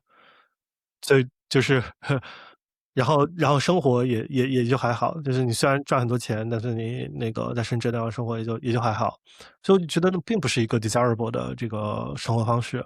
然后再加上我那个时候跟我老婆求婚了，然后我们决定是回国还是回美国呢？很明显回美国，包括在美国养娃，所以说就决定了未来肯定是要回美国的。然后深圳的那些工作虽然很爽，但是那也不是一个未来可能 desirable 的 path，就是 lifestyle。那其实我本来还是想说要不要再工作几年，然后后来想，就是我老婆首先异国这种情况下，她肯定觉得不爽。他当时在美国是吧？她在美国，她一直都在美国，我们在美哦，国认识。所以你们就是分开了2年时间，就是两地。对，其实我们是我们是2023年的2月份认识的，然后3月份我决定回腾讯，然后啊， 6月份走的6、7月份走的。那真的就是在一个地方没多长时间，就分开Yeah, 2个地方了，yeah, yeah, yeah, 那也挺难的，还有时差。是有那么远的时差就不是什么问题了。对啊，就交流上去就挺难的呀，交流上。他要上他的班，你那么会每要上班，周写信，对，还有每周会写信，然后我们没有那么就是每周会写信，然后每个周会打个视频吧，嗯会写邮件。嗯，嗯所以考虑这么多，决定离开腾讯回美国。对。嗯，我记得一个视频，你当时提到为什么离开腾讯，也提到了关于这个 AI 的限制。就你当时觉得在美国 AI 已经发展非常快了，然后在国内有很多的限制，用不到、用不上，然后你就有点着急。我不知对，道那个时候我是我的这么想的。记忆力对不对啊？我是你记得是对的，我很久以前，当时是这么想的呀。然后是在中国就开始 plan 整个事情，我要在美国在哪儿工作，去找个新的工作，还是来了再说，呃，先结婚再说。我在中国 plan 的呀，就是我先找好工作的，嗯我先找好工作的。但是我也没有找多少，首先不回大厂，然后嗯那个 Static 我一直都联系嘛，就是他们从刚开始成立的时候我就采访，然后联系，然后中嗯间回来还做过一次 Tech Talk，然后也就是跟他们的 founder 中间有访谈，就一直 follow 他们 story。我觉得嗯这个公司和这个 leader 本身我是挺喜欢的，包括他们做的事情我也很喜欢。那个时候其实可能更应该去一个 AI 公司。你事后的，就是那个事后去讲，可能更应该去一个 AI 公司，但是我又不想去湾区，在西雅图，然后你在西雅图去一个 AI 公司，我没有认真面试，所以说这件事儿不好说。就是我当时是不是应该去一个 AI 公司，我觉得不好说。但是反正当时又是一个我不怎么想，然后就直接去了 Static 的这样的一个事情。那 Static 基本上就没有面试嘛，就跟 founder 已经那么熟了，聊一聊，然后给了个 offer，然后就来了。就回来了。嗯。嗯，哎，其实你在很少有像你这样就在美国工作一段时间，然后在中国也工作过。从工作体验角度讲，中国那个体验会有一种更加有主场的感觉吗？有，太有了，太有了，太有了。就是我的 profile 在中国的企业里边还是挺 stand out，嗯所以说你跟任何一个人打交道的时候，他们都会把你当回事儿。嗯就美国，你的任何的 reputation 都是要 earn 的。在 Facebook 还好，其实 Facebook 你可以写 notes，我写的 notes 就我比较善于这种 thought provoking 嘛，然后嗯就写了一堆 notes 以后，大家一看，哦，你的这些 notes 被 VP 点赞了，大家就会觉得，哦，你好像是个人物，不能忽视你的声音。然后当时公司里边有一些 sponsorship 了，就是 sponsor，就是他们比较看好你，然后这个时候你就知道这些的人，他们就会更把你的观点就是重视一些。就 Facebook 它是信息比较扁平，所以说我觉得这方面混出来了就还好。但是在别的地方，就更难了，我觉得。嗯，就亚马逊，我去跟一个其他的组去聊，不太好聊。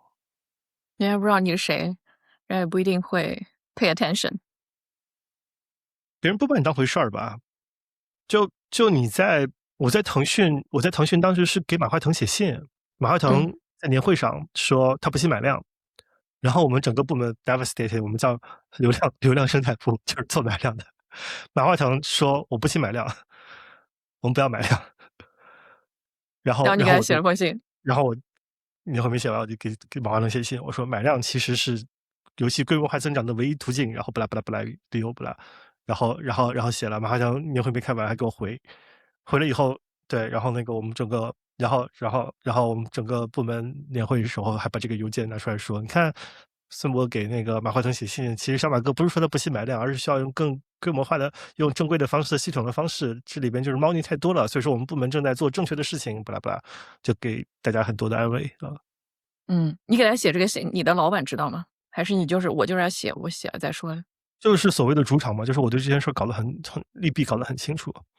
我是先写好，然后我拿给我老板看，然后我老板这个事儿就是有一个拿捏的尺度，就是他不能知道太多，他也不能干预太多，因为你要就如果这是一个部门在给，就是一个买量部门在给了他小马哥写这封信的时候，小马哥就会有很多政治上的考量，他就不能回你了，这一定要是个个人行为。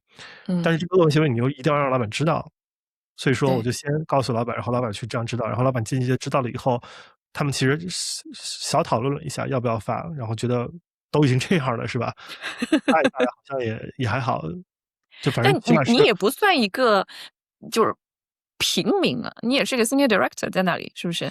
我会就是所以说就是你在邮件里边我就会强调我从美国回来，我刚从美国，就是我从美国回来不久，然后在美国是嗯什么，我觉得是什么样子的。，OK，我打一个新人牌，我刚从美国回来的，然后我想跟你就分享一下个人我不懂的想法。国内的人情世故啦，其实我懂。然后我会说，就是比如说在美国的游戏的，就是成本50%都是不拉不拉，就是怎么样的，呃，说的都是事实啊。但就是但是在这个身份上就需要很好的拿捏。但是嗯这件事对我来说，我当时就知道应该怎么做。然后，而且我说的那个东西就是说，就是哪怕皇帝他也是愿意听，他不是说你证明我是错的，对吧？而是说就是你是出于就是站位很对，你出于为公司好的角度，你不是说出于为这个部门生死存亡的角度，你是说老板你说的这句话太绝对了，然后其实买量对于游戏真的就是很重要的，然后这里是事实和业界是什么样子，然后我觉得你这样说的不对，这从一个个人的角度来说，其实是一个很好的这种站位。当然，之后小马哥回来以后，我们和老板一起商量应该再怎么回他，然后我嗯就提了我们部门在做什么东西，然后小马哥就没有再回了，which 也是 expected，就是第二个很明显就有一种汇报的味儿。但是我们其实嗯，也是知道，就是为什么可以这么说，就是如果小马哥回了我，然后我没有去跟老板再去商量的话，这就很不对了。但是跟老板商量了以后，一定会带入一些部门的东西，也不期望小马哥再去回了。就是你回了以后干嘛呢？难道你再去跟他汇报一下吗？就没必要。对，就 close the loop 了，这件事情就过去了。对，但是还是给部门带来了很好的影响。哎，我发现一件事，你很会写信哎，不管是这件事，哎，你有 different opinion，有不同的想法，然后你给马化腾写信，还是之前你在 Facebook 很 struggle？你想一想，哎，我在冰岛，我也得给我老板写个信。然好像是后呢，哦，我跟我老婆求婚都是写信写的，对吧？然后呢，写信这件事儿其实挺 tricky 的，对于很多职场打工人来说，每个人可能都有很多话想讲，不管出于什么原因，但是同时有很多的顾虑。但是嗯我发现每一次你都处理得很好，我怎么定义这个好的？就是结果都是好的，不管你是跟你老板所谓的抱怨，就是聊一下你的这个 challenge，最后的结果是他更帮你了。还是你跟马化腾去聊一下你不同的建议，整个部门也是得利的。嗯。所以你分享一下这个写信，因为我觉得很多的，尤其是中国同胞们在美国的环境下，可能会止步于写信这一步，有的孩子可能信都写好了，止步于发出去的那一步。你有没有什么想法？就是我跟你说的是写信的例子啊，但是我觉得其实更高频的是面对面，嗯，我面对面也会讲很多，只是我没有机会跟小马哥面对面，但是我跟老板很明显天天面对面，那最后老板为什么信任我？那就说明我面对面的情况也处理得很好，对吧？然后你刚刚的那个问题，我觉得就是大家不善于处理 conflict，这是一，然后大家有事儿憋着，但是憋着很有可能就是造成更大的问题。就 但是第三，confrontation 也是一个 不光是 trying to，confrontation 吧，就是你遇到了一个 challenge，你耻于求救，或者说耻于把这个问题暴露出来，就别人要 也不一 help 你，定是指，有的时候可能害怕有 backfire，害怕这个沟通会带来不好的结果，对，但是他们就压制下去。对，那就是第三个了，就是我在做这些沟通之前，我一定要做一件事情，就是扪心自问一下我的动机是什么，我要诚嗯。实的面对这个动机，然后在这个诚实面对动机基础之上，你再可以再做点文章。对，就比如说，那我在冰岛给老板写的信，就是我遇到了我解决不了的问题，然后我觉得这是一个 problem，然后我就是很难再 function well。如果说我不做这些改变的话，但是我不知道怎么做改变，所以说我请老板告诉我怎么做改变吧。然后小马哥那个，我就是觉得他说的东西不对啊，就是我当时是我真心觉得小马哥说的不对，因为他为什么他能说这个话？因为腾讯游戏在国内的品牌能力太强了，然后嗯腾讯的产品又是几个现象级成功的产品，可是你要做新业务，你是不能依赖，就是你不能指望只靠产品就能把它做成。然后游戏它就是有一个这个规律在的，就是尤其是你在海外没有品牌的时候，你想要用户会知道你，你没有这种腾讯的在国内的那样的大宣发渠道，你只能靠买量，这是就是这是最有性价比或者说最 traceable 的方式了。然后他反对的国内的确实买量又是有很多猫腻在，这个是现实的情况。就嗯是国内的买量系统，就是你买量，其实最后返点啊什么乱七八糟的，就是很多钱都被贪污掉了。这嗯这这也是现实的情况，但你不能因为这个东西就说就是你不惜买量，那你很多业务就是没法做的。我是觉得我这个想法确实是立得住一，然后第二呢，我就去想，我发这个事情，当时我肯定是有纠结的，对吧？但是我去想，第一，最差的是什么？小马哥把我 fire 了，那我怕吗？我不怕。然后我想，我如果不说这个东西，其实不光我们部门在做买量嘛，其他很多部门都在做买量，他们是没有根本不敢去跟小马哥说这件事儿的。那我是嗯唯一有可能能把这个声音给递出去的这么一个人，所以说他可能就是有一个独特性在，或者说他的后果没有那么大的问题。那第三，我在这里边求什么嘛？我不求，不是那种傻逼，就是说我要通过这件事情让小马哥关注到我，whatever，就是我就是觉得这件事儿，第一他就事值得说，论事。第二对他对我们部门还是挺重要的，然后我就去发了。然后我相信，就是因为大家都足够聪明，所以说大家能 perceive 到你的这个 intention 是什么样子。我觉得我 intention 是站得住的情况下，我就不怕这件事儿所谓 backfire 的。就我觉得绝大多数 backfire 是你试图通过这些手段去 manipulate 别人的时候，你会 backfire。嗯。在给你老板写信的时候，去暴露你的 vulnerable 一面，比如说，这是我遇到的 challenge，我自己无法解决，你考虑过后果吗？就不是所有的老板可能都会，挺身而出拉你一把的，有些老板可能还会收集证据，早点让你走。首先你已经这么 struggle 了，然后你老板还在收集证据搞你，那你还不如赶紧把证据递给他，然后赶紧走，你留着干嘛呢？嗯就是离开也不是那么容易的，就是在你的这个眼界里面，可能觉得大不了就离开。但是为什么那么多人，比如说被裁了之后还非常的 struggle，因为他可能没有 Plan B，他没有 backup。那就要去面试啊，这是我就有的时候也会处在非常被动的状态。我最怕的就是把自己处到一个特别被动的状态，所以说我会在很早的时候就去做，不让自己处在被动状态的事儿。包括你说做这些选择是为什么？嗯就不想再让自己处于一个被动状态。为什么我会去 take 那些面试，也是不想让自己处于一个被动的状态。包括为什么那么早就去学 AI。我在2023年的时候出的视频，那个时候我觉得啊，就是我直接说给工作的人可能不好听，所以我说，高考结束的大学生们，我给你们以下的几个建议。第一个建议，找一个不依赖于公司就能创造价值的事儿。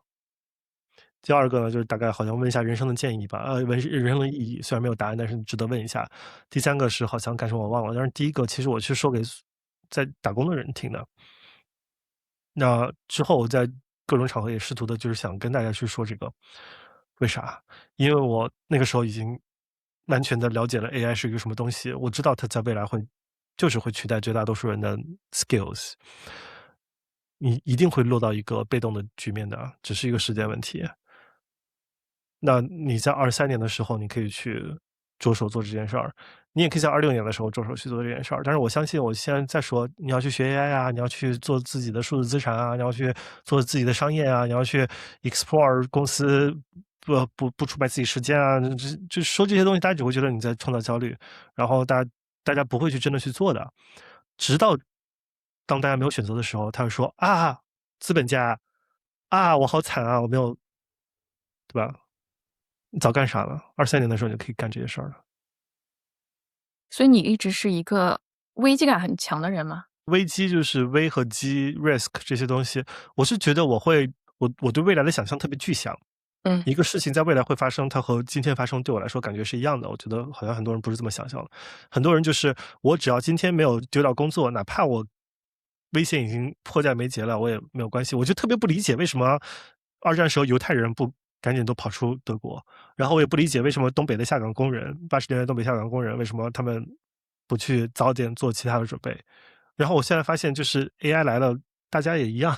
亚马逊的同学，我23年回来的时候，很多人就跟我说：“哦，这个工作我好不喜欢啊，但是就是我做的事情也没有意义，然后老板我也不喜欢，环境也 toxic，然后我也没有什么晋升的希望，然后我自己怎么样。”我说：嗯，“哦，那有很多东西你可以做的一二三四五。”然后1年过去了，没有。啊，我工作好不喜欢啊，我一二三四五一个都没做。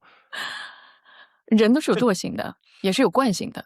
我觉得是有惯性是存在的，但是那个惰性就是他做的那件事儿，比如说那一二三四五难多了，就痛苦是的，多了，对吧？其实但是因为一就是像二三四五还没做过，它有个未知性，要迈出那个第一步特别难了。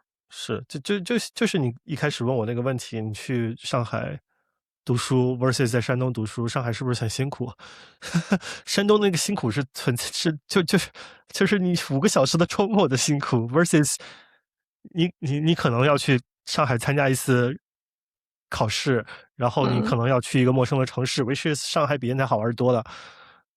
就这两个完全我觉得就是大家似乎会躲避这样一个东西，但是这样的东西其实那么多好事儿，然后大家无论现在的情况怎么差，他好像都是要继续照着这惯性走下去的。我就觉得 Power through，在试图去 power through，不管现在有多少差，然后 eventually 终点都是一样的，即使大家都知道，还在 try to power through，就是这个我觉得是，问题这个东西你看到它的趋势是这样了，你明明对。你看到另外一个东西趋势是这样，然后这个东西是这样，你还非要但是我们里面不得不我无提的一点法理解。就是，你迈出这个自由工作者这个身份吧，它是不管你说啊多自由啊，多有 fulfillment，它还是自带着一些不确定性的。然后呢，回看你的视频，你的第一个视频是5年前，然后你已经坚持不懈的做这件事情5年了。我相嗯。信你5年前发第一个视频，这个品酒视频啊什么的，刚开始做比如说 Shopify 的网站视频，你也没有那么明确的知道，哎，哪一天我可以卖课卖多少钱。对吧？你只是完全不知道。刚开始，不知道的，我对。而且很所以清楚的就是我22年的时候22年10月份发了一期说找合伙人，然后收入全归那个合伙人。因为我那个时候我就笃定的相信我的频道不会值什么钱的。找到了吗？那是有人吗？没有，幸好没有啊。我怎么就没看到那篇视频呢？啊，错过那些视频良机了。还在。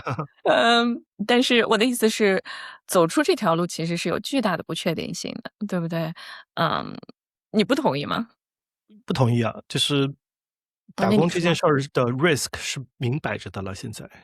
对，打工的 risk 是明摆的，但是创业的 risk 也是存在的。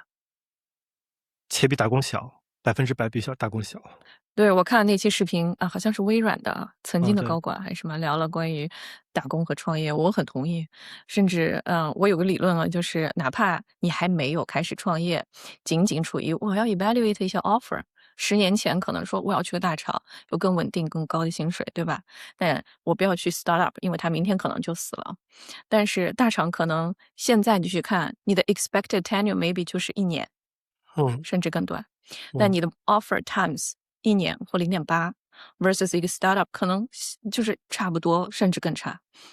所谓曾经的大厂带来稳定和高薪已经完全不存在了。而且我说的就是那些做别的事情，也不是说你要离开你大厂工作去做。我说的1、2、3、4、5全都是你可以继续做你的工作，然后你可以做1、2、3、4、5。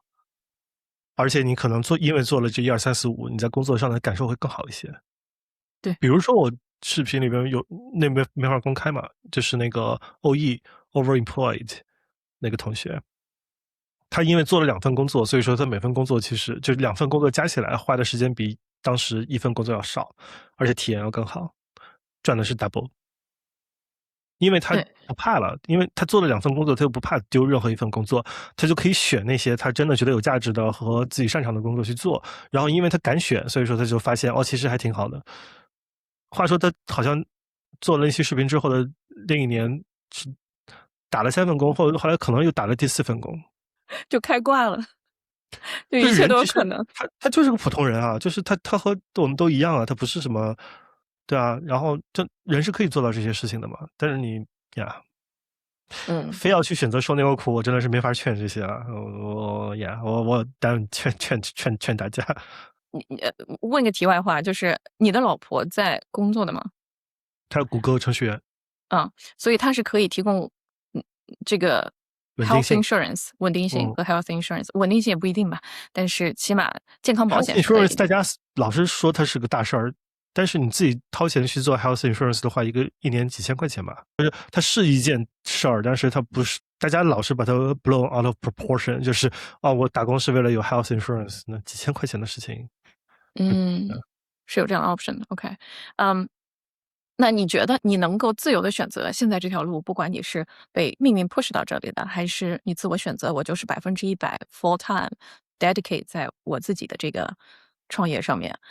你觉得家庭的支撑在里面扮演的角色有多重要？那很重要啊。首先我老婆肯定是就她支持我干这件事儿，我才会去干的，不支持我就很难去干了。另一半有一份稳定的工作。我觉得肯定是有帮助，但是我猜不是 necessary 的，毕竟我现在赚的钱比他多，哈哈哈。但是你已经5年投入进去了。对。对于一个从零开始的，人家可能哦。会裸奔很长一段时间吧，应该。你大概裸奔了几年，到你开始真正赚钱3年，我是23年10月份做那个会员频道，就是我跟你讲啊，就是大概的历程，嗯。也可能是有一些启发的。我是在22年年底的，我是20年开始做，然后在22年年底的时候，我那时候感觉我的频道不可能值任何钱，就是几个月的1个月几百块钱的广告收入，就到头了，我也不太想接商单，或者说我觉得我商单就是接了，我也不知道怎么做，所以说就在接商单这条路对我来说不是非常 viable。然后23年的10月份的时候，我就开始做会员频道。因为我看那个时候9月份、10月份我传了几期，第一个是好像是我的减肥攻略值多少钱，我那个时候突然意识到了一件事儿，就是我不商业化是因为别人说你这个人要商业化，所以说你不够高尚。然后我为了证明我很高尚，我就一直没商业化。我后来发现我操，我傻逼吧，那我就搞一个会员频道试试吧。然后会员频道完了以后，我就突然发现这个事儿巨大的价值，价值在于我做的会员频道其实可以让我的内容变得更好，而且这些是大家需要的内容，就是我可以做到我找人剪辑了，也给我更多的时间，因为可以找人剪辑啊，我可以去想更多的题材，约更多的嘉宾，然后我可以做得更好一点。这其实是一个好事儿，就是对于花钱的人来说是个好事儿。他们买到了更多想看的内容，而且质量更高。我会更严肃的对待这件事儿，然后我就发现，哦，它其实这是所谓的商业化，是一个正循环的意义啊。然后再下一个视频是无限游戏，我就意识到了，我其实做这个事情，我钱不是问题的时候，我还是想继续做，意识到是这个无限游戏。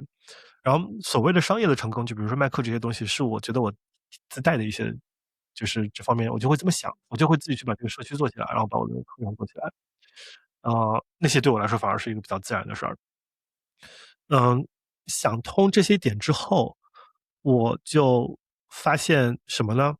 就是，嗯，第一，你如果真的就是想去做一个事业的话，肯定有另外一种做法，不是我现在的这个做法。但是第二，我能发现我频道的价值，绝对不是我一开始想好的，或者说计划好的，而是我在这些过程中就这样发现的。我其实非常喜欢《沉浮实验》那本书啊，也是一个玄学书籍。嗯，大概意思就是说，生活会给你各种礼物，但是我们的问题就是我们脑子它活在自己脑子里边了，我们会拒绝生活的礼物。他就把自己的人生活成了一个实验，他讲的都是自己人生的故事，就是他怎么样子觉得这个事情非常不 make sense，然后但是他就说我不管我怎么想，我就去 take， 然后 take 了以后就哇，所以你也把它用到你自己身上。我不能100%做到，但是我会去想，呃，在做就是我会意识到，它不是我的主动选择。就是今天你问我很多问题嘛，你其实背后有一个预设，然后我一直在反抗这个预设的，就是说你当时怎么计划的，你当时怎么想的，你当时怎么决定的？然后我说不，这就自然而然发生的，就是这是一个命运推动我的，它是一个我当时也没有想很多的，然后对，呃，有这么一个转变。有的时候即使计划做得再好，最后 pan out 也不一定是朝着你计划的方向走的。计划是人类大脑的幻觉。你就产品吧，你一个产品，你把它计划的再好，只要你拿到市场上一看，绝对和你想的完全不一样，100%。无论这个 PM 和 designer 和 DS 有多强，只要他这个产品是在脑子里边设计的，拿到市场上绝对和他想的不一样。你和鸭哥怎么认识的？有出过一个视频，上面我是通过一个 Latte Art 课程。到了什么程度的时候，你觉得，哎，我这个有底气说我就100%做这件事情了，因为你也在鼓励大家，会员频道哎，你别辞职，你做1、2、3、4、5，同时你可以兼职你的 full time job，所以你的那个 moment 是我开始收费会员频道。会员频道，我记得当时做了几个月吧，然后1000多个会员，然后每个月有3000块钱，$3000，然后 B 站也有那个充电，然后 B 站的话1000个人，他们可能2、3万，然后就觉得 OK，我自己可以养活自己了，我不会饿死了，我可以 full time 做这件事儿，且不会饿死的。从你刚刚 launch 到几千个人，花了多长时间来着？你说 member 对啊，paid 2个 member，月，这是不是超出这跟你的预期之间是差不多的呢，还是远远超出你预期的？我没有预期，但是应该是超出我预期，且我知道的这是一个特别少见的结果。因为我前几天好对，像看到西雅图一个就是副业博主分享他们的 YouTube member，但是他们一年就发两期了，他们的那个充电会员可能是几个人，对。然后很多就是那种大 UP 主，他们的充电会员应该没，就老讲句靠谱，好像自己非常非常 popular、非常硬核的一个，他充电会员应该没有我多。对啊，你嗯，想过里面这是什么驱动的？就什么导致的？观众啊，我当然你的内容是很好啦，我的嗯，观众素质高和那个变现能力就是付费能力强呗。就是我觉得让人开始付费这个坎是很难逾越的，从 free content 到需要别人去付费，但我觉得你已经跨过这个坎了。你是说就是作为收钱的那个人难，还是作为作为收钱的这个人，就是会一直 assume 我的 content 不止这么钱，一直哦，assume 没有人会愿意付钱看我的东西，是一直 assume 我的课程怎么可能卖1000呢？怎么可能呢？就是一直会有这样的假想吧。是，对，yeah。我有的，然后我就通过那个付费视频，然后一下子就完全呃 get 到付费这件事儿了。嗯，你觉得如果对还没有做过视频的人，那些全新的博主，你觉得他们你有什么建议吗？就是在什么时刻你可以开始尝试这件事情？越早越好。那不能人家一个视频你就开始收费啊，对不对？总为什么呢？有一个 milestone 吧，或者说，哎，一起做。我的付费视频从来没有影响我免费视频的质量，我的付费视频只让我免费视频质量更好。所以说 why not？嗯，哎，这就是是个很新的思路。很多人都说，哎，我得他们等到免费做成什么样了再开始付费，所以你不这是个割韭是这样想？菜的思路。嗯。就是这是个割韭菜的思路，就是总是说我把我把观众养熟了，然后割一刀。这不是一个无限游戏的思路。无限游戏的思路，我觉得就是我的付费视频就是让我的免费视频的质量变得更好。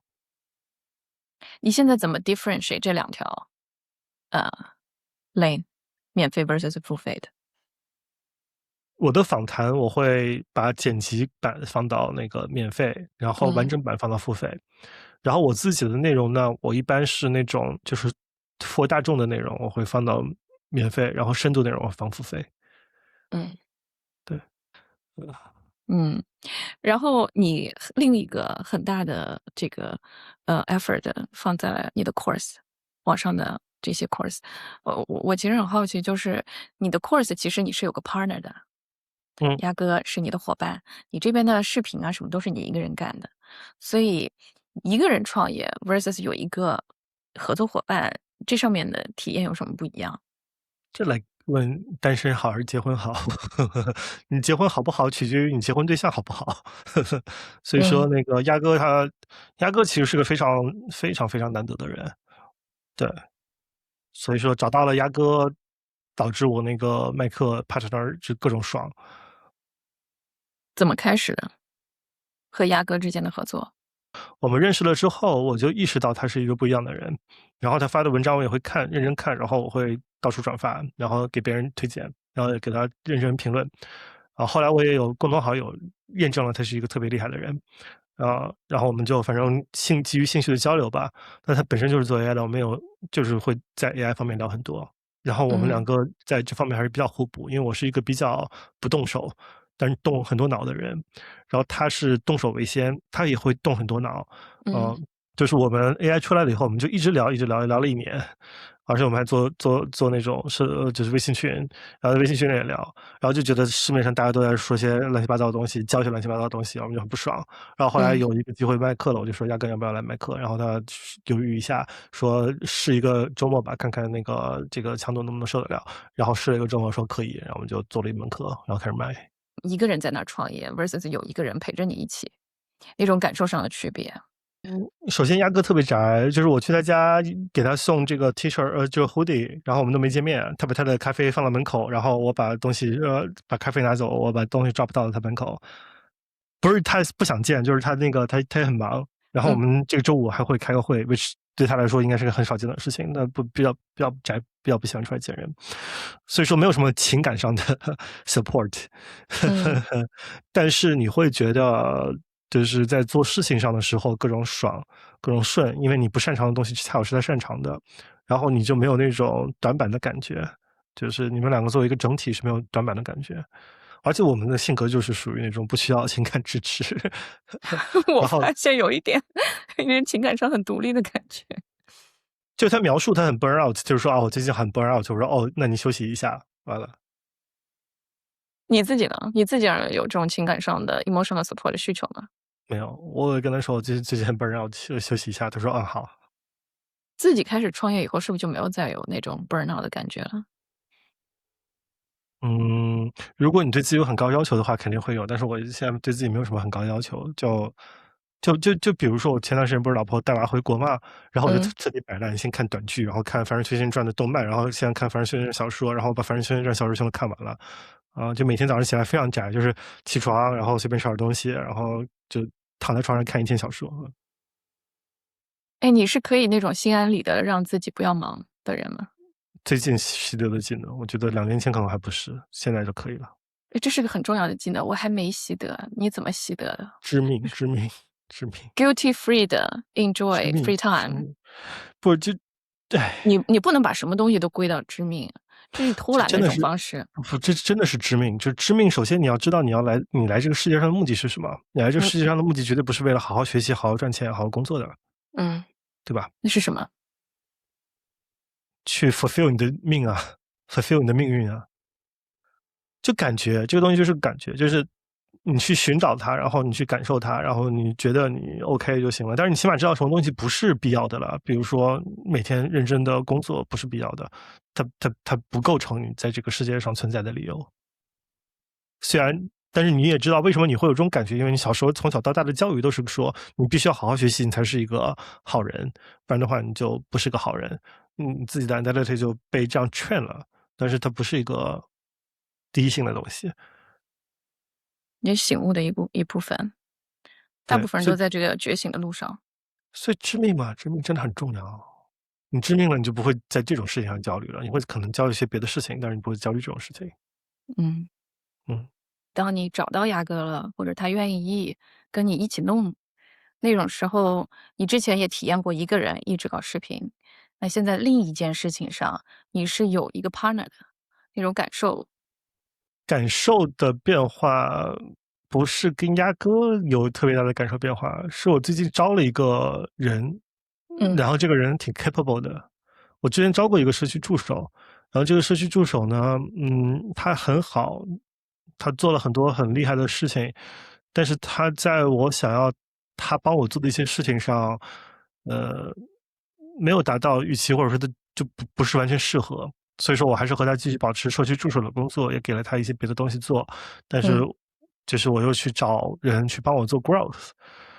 就举个例子啊，我的那个网站，我知道我需要去 update，然后我要跟其他的这个博主们去做 affiliate。我觉得社区里边有很多特别好的项目需要被别人看到，嗯，我自己没有心力去做这件事儿，但是我觉得别的博主这本身就对他们来说是个很好的素材，但是我需要把这件事儿商业模式打好啊，然后这个 reach out 啊，然后跟人讲怎么这是一个我介绍我们的东西，然后给别人写文案等等，这我都懒得做，但是我知道是需要做，我之前就很痛苦的去做，现在找嗯，了一个人去做，然后就特别爽，我就跟他说一句话，然后他就 get it，然后他做出来了，对，我就觉得超爽啊，好爽啊！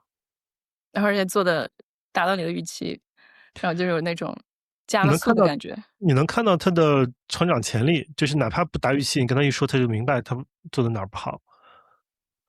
对，鸭哥更多的是，就是这是一个让我爽的点。鸭哥为什么他没有这种让我爽的感觉呢？因嗯为鸭哥本身它是一个 entity，就是我从来没有 treat 鸭哥 as part of my business，嗯，就是所谓的 partner，我真的是就是把鸭哥当 partner。它是独立的一个。就是从感情上这样子啊，就鸭哥他现在还是在工作，他可能未来他会全职，全职了以后我们会商量一下，就是这一个 business 要设立的话怎么设立。嗯对，但是我从来没有觉得鸭哥是在为我打工，or vice versa，嗯就是我没有用鸭哥去完成我的目标，就是我们一起做了这么一个课程，然后我们想都发挥各自的特长去想方设法把它做好，但是我没有觉得就没有那种鸭哥帮我完成了我的工作，我只会说鸭哥你做的越多，我就需要做的越多这种感觉。哦，互相推进的那种感觉。你看，这就跟我想象的 嗯，partner 的这种 founder、co-founder 之间那种关系就完全不一样。我的期待会是，如果哪天我有一个 co-founder，是我就爽了，我就可以加速我的进程了，我就可以有一个人依靠了，我就可以，觉得绝望的时候有个人可以讲，可以理解，或者说有特别好的点子的时候，可以一起 excite，这是我的期待。你看，其实真实的工作中、生活中不是这样的，是互相在推进。我比你做再多一点，你比我再往前推进一点。对你说的那些东西，在鸭哥那儿没有，在我老婆那儿也没有。就她其实不是很 care 我的频道和这个生意，她 care 我在娃身上是不是 be present。呃，对，然后就是压力，我也没有说让，就是我的感受到的压力，我是不会传到鸭哥身上的。然后一些我解决不了的问题，我也从来不会去让鸭哥解决，因为他解决的是他的问题，就是他解决他擅长解决的问题。我该解决就是我有很多该我解决的问题，我解决不了，我也不会去找鸭哥帮我解决，我只会自己想办法。所以那些压力你还是一个人在承受的。对。你现在有出口吗？就是肯定鸭哥的那些东西是可以帮助我做好我的东西，就他那儿越厉害，我肯定我这儿就更容易做嘛。那你现在有出口吗？就是说，哎，我们现在这个 business 增长那么快，那种喜悦跟谁分享？或者说，哎，我要做下一个课程了，我要出下本书了，中间遇到的一些，比如说 struggle 或者是 stuck 的时候，有出口吗？还是全揽自己一个人在那儿承受？没有出口，没有出口。就是我 business 其实做的还是挺好的，而且据我所了解，就是个就是 outlier 的那种好，但是没有人知道。对，没有地方可以炫耀，我在频道上都不炫耀了。做的多好了，可以在这儿讲一讲。我们去年是1个 million，就是2个人卖了1个 million，然后卖课嘛，就是它的毛利率是很高的。前年是就是20万，然后去年是1个 million，我觉得这个增长还是很可以的，25万。前年20万哪怕20万，那也是不得了。就是第一个课卖出去的时候，大概多少？几百块？1000块？第一个课。我们 Maven 第一次做是24年5月份，500块。500块，第一个课有人付了500块钱。很多，就100来个人，就是我们第一个 cohort 100来个人，第二个 cohort 100来个人，第三个 cohort。所以你一放出去，马上就有100多个人买了。对。OK，第一次100多个人买了你的课，什么感觉？应该是当时我觉得，就现在可能觉得 ，of course， 这个课价值这么大，应该世界上都人来买，这我真的是对不起这个课的价值啊！当然，刚开始做的时候，应该是哇，我从来没有花这么多钱买这种课耶，就是大家这么信任我，这个课其实我还都没有只做了一个 landing page，大家就买了呀，然后就是那种不可思议的感觉是对。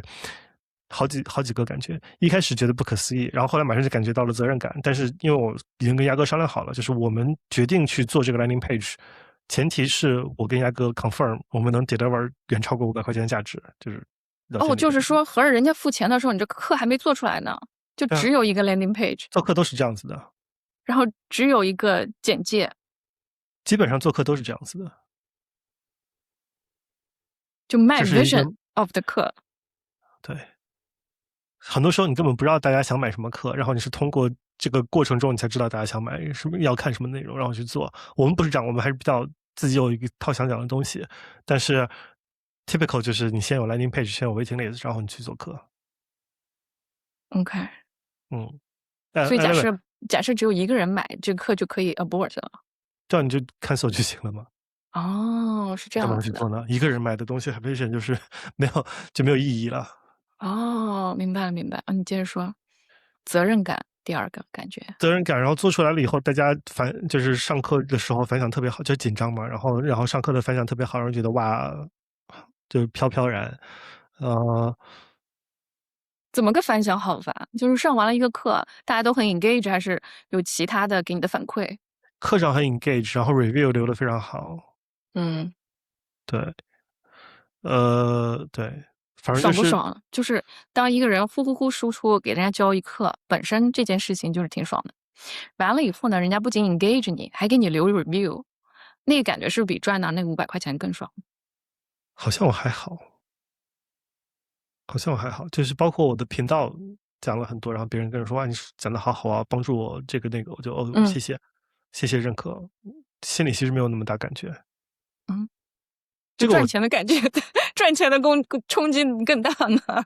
赚钱感觉也不大，我只是说哇，我好厉害。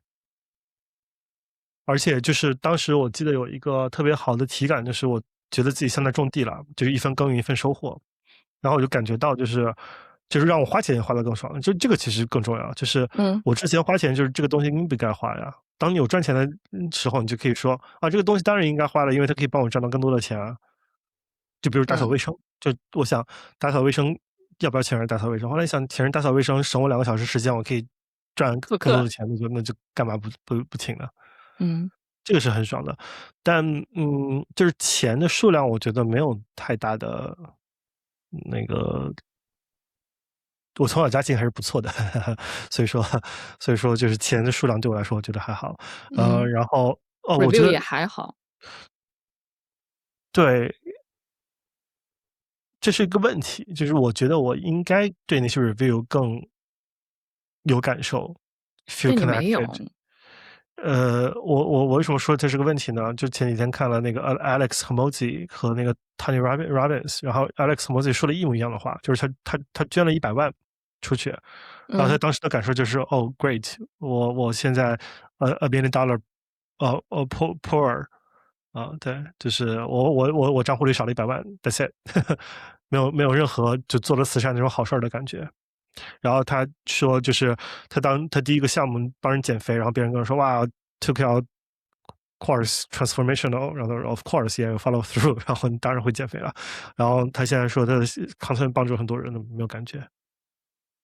那什么给你的 energy 呢？就钱也没有那么多，正向反馈也没有那么多，总有一样东西给你 energy，所以你一直坚持不懈做下去，而越做越好。做这件事本身就能产生 energy，就是我把一个东嗯，西讲清楚啊，就可能你刚刚说为什么我会一直在不停的上价值，就是我大脑在一直试图的压缩信息，寻找本质，找规律，所以说压缩成功的信息，然后把这个事儿讲清楚了，它就让我的大脑就产生了很多 爽了。energy。对，嗯，然后表达欲，装逼成功吧，我觉得就是我一直用这个词去形容，就有种装逼成功的感觉。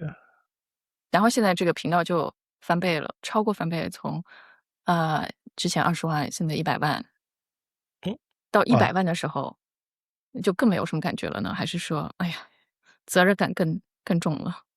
很多人有 imposter syndrome，我一直就有这个 imposter syndrome 的反面。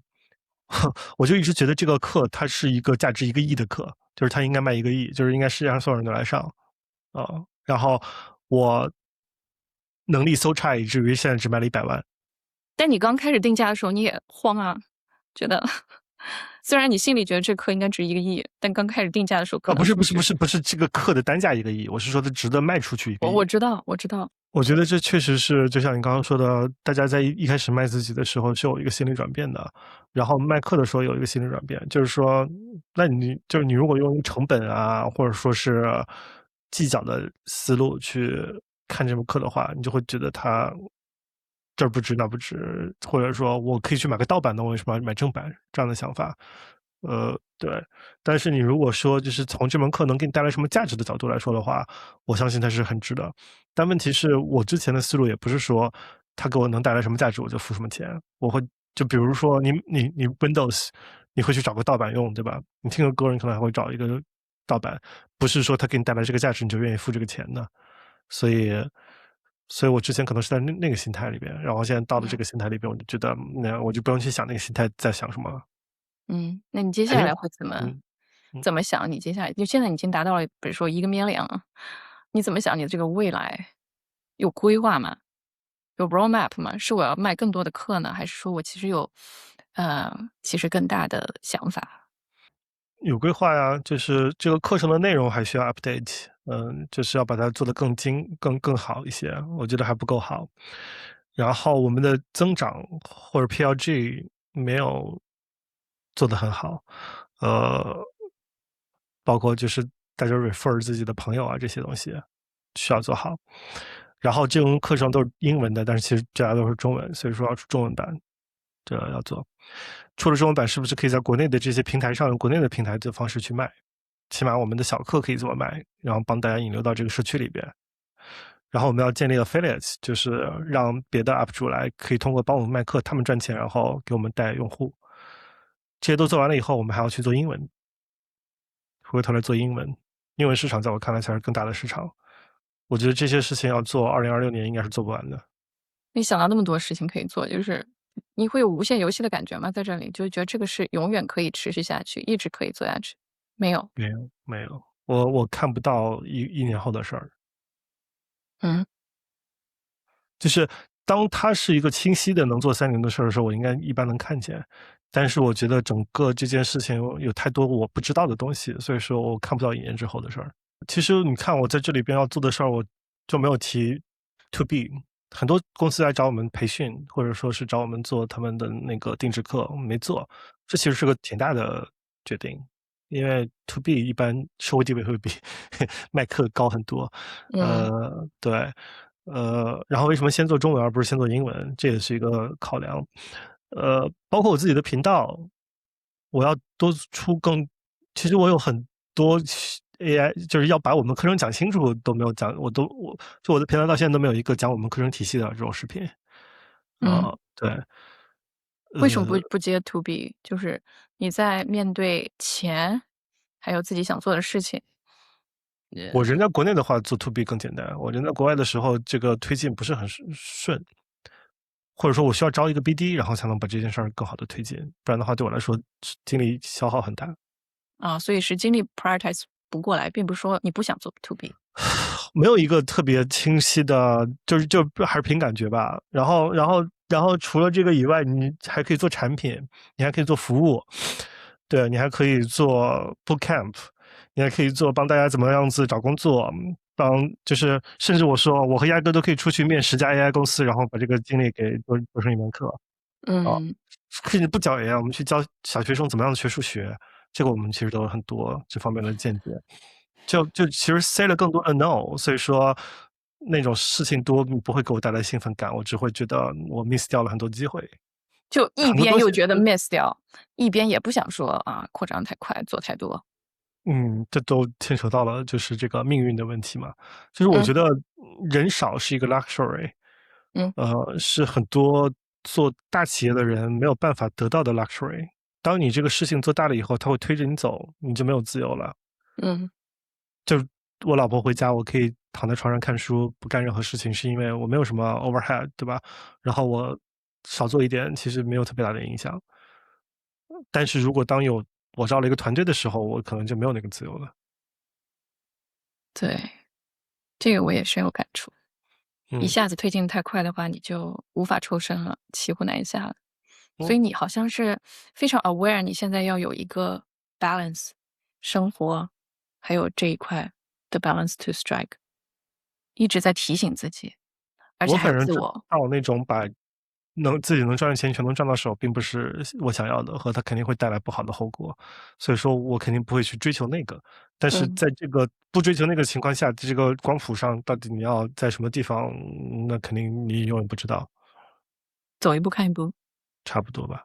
嗯，现在自从成为了爸爸这个新的角色，去看待你的 career 也好，自己的这个 side business 现在已经是主业了啊，去嗯。看待这些东西，有没有一些新的 perspective？我记得当时生了娃之后，我就去想，我再也不会去后悔之前什么事情没有发生了，因为嗯，之前的人生有一点改变，就会导致这个娃可能就不会生出来或者怎样，对吧？所以说，你很喜欢这个娃，你就不会再去后悔之前所有的事情了。从这个角度来说，没有去一个 AI 公司，可能也是命中注定，对吧？你会 wonder 当时在 Facebook 有没有为什么不拿个 promotion 再回腾讯啊，或者说再去为什么当时没有去个 AI 公司啊，去 Static 啊？然嗯，后其实都因为这个娃的出现，你有一个很确定性的答案。而且是娃生了之后，我会发现我就是没有什么 career 上的 ambition 了。可能之前还有，就比如说要不要去 OpenAI 卷一下，生了娃以后就不去 OpenAI 卷。是那个娃的给你的那个福报一样的那个自来水龙头打开那种幸福感，让就觉得自己老你了，你生完就生了娃娃觉得自己老了。生了娃了以后，就真的觉得自己是老人了，就不是那个年轻人了。的 career ambition 就掉下来了，然后这边其他的东西就涨上去了，自动的。反正就是心态上的和你真正能 allocate 你的时间，对吧？然后你的注意力啊、心力啊，全都不一样了。就你自然而然就发生变化，就你之前觉得非常 desirable 的东西，现在不 desirable。你之前觉得就是能干的事情，你现在觉得不能干，是不能干呢，还是不想干啊？都有吧？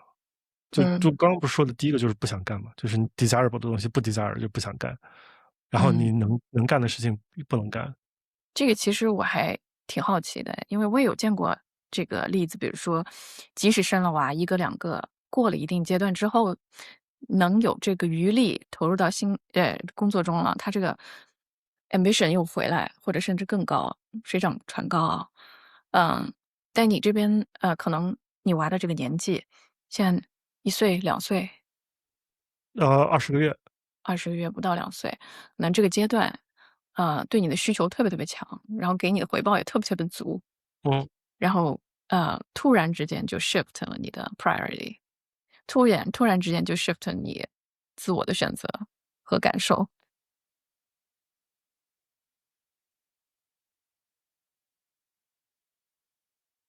就 ambition 这件事情，它到底为什么要存在呢？在之前它就自然而然就存在在你的心里，然后后来自然而然就没了。我是有一个 moment 的，但不是娃，所以我想知道你的 moment。你的 moment 是啥？我的 moment 是我 realize，这个 career 本身这个词，这个 concept 是一个 lie，是最大的骗局。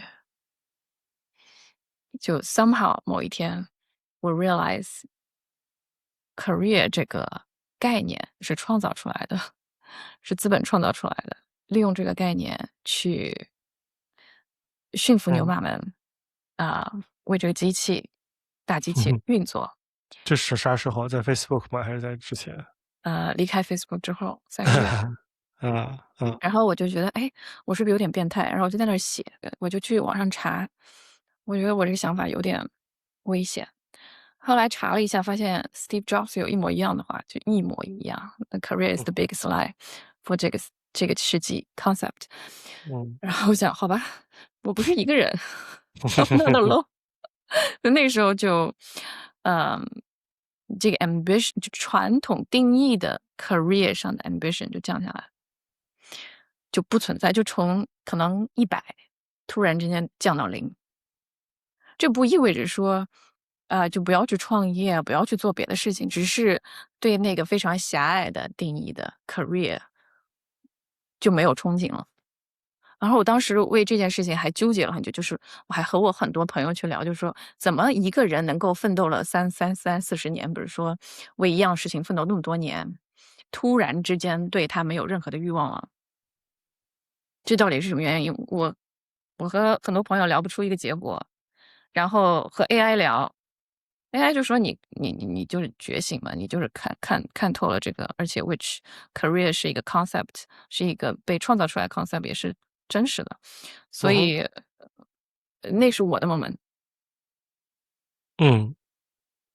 就对啊，就是被骗了，或者活在梦境，然后醒了，然后发现酒醒了吧？对，反正那是我的 moment，就回不去了。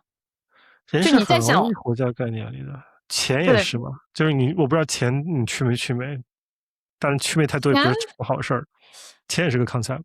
钱，但它就是说钱这个东西，我觉得越多越好。这个东西对我来说没有意义，但钱是需要去保证温饱和活下去 survival 的工具。我觉得 which is 这个世界运转的规则，没有嗯，办法。这钱有工具属性，但是它也有一些概念属性，就是它驱动一个人，就是给人赋予意义这方面，有的时候就是那个呀。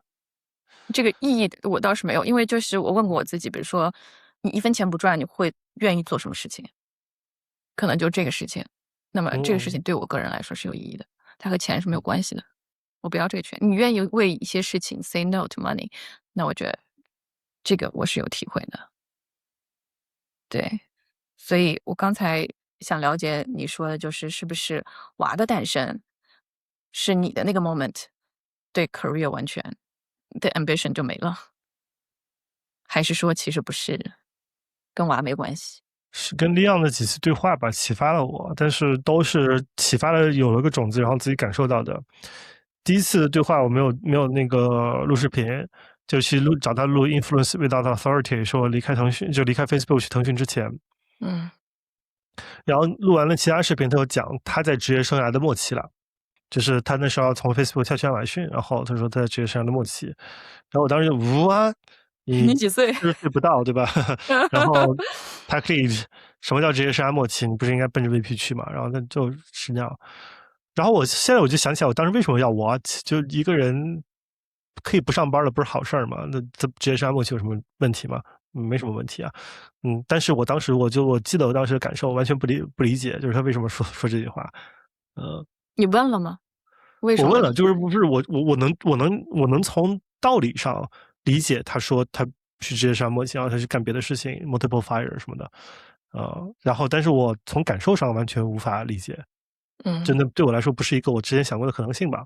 嗯后来腾讯中间回去找他，那是23年、24年吧，可能就聊如何摆脱无意义的工作那些嗯视频，嗯，然后听了以后，我就觉得，只是从道理上理解了，但是仍然是情感上没有理解什么叫如何摆脱无意义的工作。对，但是我觉得道理上在那个时候就已经理解了，就 career 是illusion 啊，或者说是就是被 design 出来的概念啊，工业革命就教育啊，或者说是工业革命是为了把人培养成螺丝钉啊，然后很多工作是无意义的呀，然后你的工作的目的是为了不工作啊，这些东西，呃，道理上从那个时候就讲清楚了。我觉得真正的体感。我记忆中最明显的是有一个周四，which is 就是离开 Static 的前一个周的周四，嗯这是为什么我觉得那个视频是福报嘛？就是我那个体感那么明显。那个周四我因为一些别的事情 work from home，然后我那天工作了大概不到3个小时，然后那3个小时特别高效。我自己就是一个特别那个就是自我就想很多，然后那个自我意识很强的人，所以说我去公司我就会想别人会怎么看我，我不能迟到早退，然后对我要在工位上就是好好工作，对吧？所以说我在那儿的时候也有一个被审视的这种视角。我在嗯家里那天没有这个被审视的视角，然后工作效率特别高，我觉得完成的工作质量很高，然后很有价值。然后我当时就有一个很明显的感觉是，不太适合在办公室里工作。对，然后接下来发生了，然后 career ambition 应该是从腾讯离开我就没了吧？就那个时候就很明显是放弃了一个总监，然后老板已经就是我当时是双5星绩效，就是老板给你双5星绩效的意思就是把你往 GM 去培养，就让你去升职的，呃，放弃了这样一个东西，就去 Static 做一个 IC，就那个时候已经是觉得在爬梯子这件事儿是没了，但是你说在做事业上有没有更多的 ambition？那个时候可能还有，生了娃之后吧，或者说这个我不太确定，就是什么时候没有那么强的，出人头地，搞一个赚大钱，或者说是做 huge impact 的这种 ambition，什么时候没有的，我不记得。腾讯为什么会让你看穿 career 这个 concept 呢？因为你是处于一个蒸蒸日上的状态。就先跟李昂聊，然后看到了老板的生活状态，然后我在我的书的前言里边有讲，嗯就是我疫情的时候回美国，那个时候正好是国内疫情封的最厉害的时候24年10月份吧，等等，不是啊，说什么呢？22年10月份，嗯22年10月份，然后美国那个时候刚放开，然后很明显国内那个时候从出租车司机等等，大家心情都非常沉重，公司里也是，然后来了以后就发现，哎，大家好开心，出租车司机久违的脸上的微笑，就没有那么大压力的感觉。然后去我老婆家的路上，就在转进去的时候，看到麦当劳招工17.5块1小时，然后就觉得哇，就是如果在这儿麦当劳打工的话，其实比在腾讯那个 GM 的生活方式要更好一点。这有个巨大的反差。对，就是那种，就像你之前说的，就我在耕地离地，我付出一分努力得一分收成。这可能更像麦当劳打工的那种简单直接。在腾讯里面，虽然德高望重，赚的不少，但是有的天天做的都是有的没的。所谓的向上管理啊，所谓的这些东西，让你有这样反差的意识吗？因为不自由，压力大，不自由，干的麦当事劳打工也情也不是不能让你自由的。麦当劳打工没有压力，然嗯。后你下了班有自由，腾讯下了班没有自由。就下了班你要看企业微信的，不回信息是有后果的。但麦当劳下了班你就不用想麦当劳了。嗯。对，之前采访过一个，之前在广告业打拼10年，出来做瑜伽教练的。他说瑜伽教练也累呀，也没自由，早上8点一直干到晚上8点。但那种累更像是你去游乐场疯一天，身体上累瘫，结束了就结束了，回家睡个好觉，明天又是一条好汉。但是在办公室工作的时候，这个累就是无止境的，你在家也在想这件事儿。那些 uncertainty，那些不确定事情一直在那发生，一直牵动着你的压力。这个压力是不会停下来的，不会因为今天的工作点儿到了我就结束。嗯，所以这种长期的消耗对，会脑子里一直看得出。要想，反正。对，对。嗯。但是我相信你现在自己创业也是一直要想的，只是不一样，所有东西都给自己做的。我之前采访过一个 multimillionaire 吧，然后后来因为一些别的原因，那个视频没有办法发。他就各种做各种 business，然后其中讲了聊 risk taking。我当时问了一个问题，给我答案还挺意外的，然后现在我发现也是我的感受。我就问他，他这个 risk taking take 了这么多 risk，然后失败的经历是什么？然后他讲了一个他玩 poker 的，然后就讲了一个职业中，然后有 risk，但是其实最后又就是就是就是 play out nicely。然后还有吗？就这么长的 career，然后这么长的就是事业，他自己的嗯。事业，然后想了半天没有。所有的 risk taking 都没有一个失败的呢。没有一个失败的。为什么呢？因为你其实就是那个老毛说的嘛，你的所有的 risk 是你 in control 的。你会不断的去改，就是你不是你的业务不是静态的，你不是在一个 batch，然后你只能等这个 batch 成或者不成，就像申请工作、面试这种东西，面试你成就成了，不成就不成，对吧？对。但是所有的你的工作的时候，都是你不断的在调整，然后你不断的在想新方法。就比如说我今天 reach out 一个 UP 主，然后让他帮我买课，他说滚，你这个割韭菜的，那我有什么损失吗？没有什么损失的。对。我再那个。想个办法认识到下一个的时候，那个就更有效一点。嗯。所以说就没什么失败的。真的是这样，就是好像说最能够产生焦虑和压力的就是 uncertainty 以及你无法 control 的 uncertainty。而如果这件事情是创业或者你自己的，那基本上是100%in control，嗯，所有的 consequence 都是你可以预判，对，好的、基本上不好的。是。对，瞬间这个压力就降下来了。我起码我自己感觉是，就 versus corporate 里边不能 control 的东西太多了。当然就是你创业还有很多 nothing you control 法规啊，什么是吧？今天嗯。这那是。是 PR 啊，谁知道呢？但是我确实就是 in control 的东西都很多。然后我觉得似乎我感觉到商业这件事情是有一个这个体感啊，这个体感可以讲一嗯。下。我觉得我有一个 counter money 的这样的能力。具体一点。这可能1年前开始有这种感觉，就是什么是钱？钱是好像财富，对吧？钱是另外一个东西，但是什么是财富？就钱其实是个近代发明，但是财富嗯。是一个古老的东西。财富就是你能给别人创造价值。我做这件事儿足够久了，以至于我非常有自信，我能不依赖于公司就给大家创造价值。然后我就觉得我有这个能力，我是不缺钱，不会缺钱的。就是我不需要这个月每个月都要有一个固定的收入，我才会觉得我这辈子饿不死。嗯。我有一个对自己的能力的自信。我觉得如果当我想要赚钱的时候，我就可以把钱变出来。这其实是那个有一个脱口秀演员 David Chappelle 嘛，叫什么？一个黑人很高的，之前舞台上抽烟的一个，就是他是 living the 1万，然后就是到处 travel，然后就是缺钱了，就去搞一个脱口秀，因为他超级有名，就是他搞任何一个就是整个就是所有座无虚席然后赚点钱，然后就干别的。就很笃定的感觉，就是你知道这个东西是人需要的，你知道这个是带来价值的，你知道在你释放它的时候，你就可以有足够的资源让自己活下去，你就没有那个生存焦虑。对，很多人是用生存焦虑鞭策的自己去 corporate，觉得那是唯一的途径。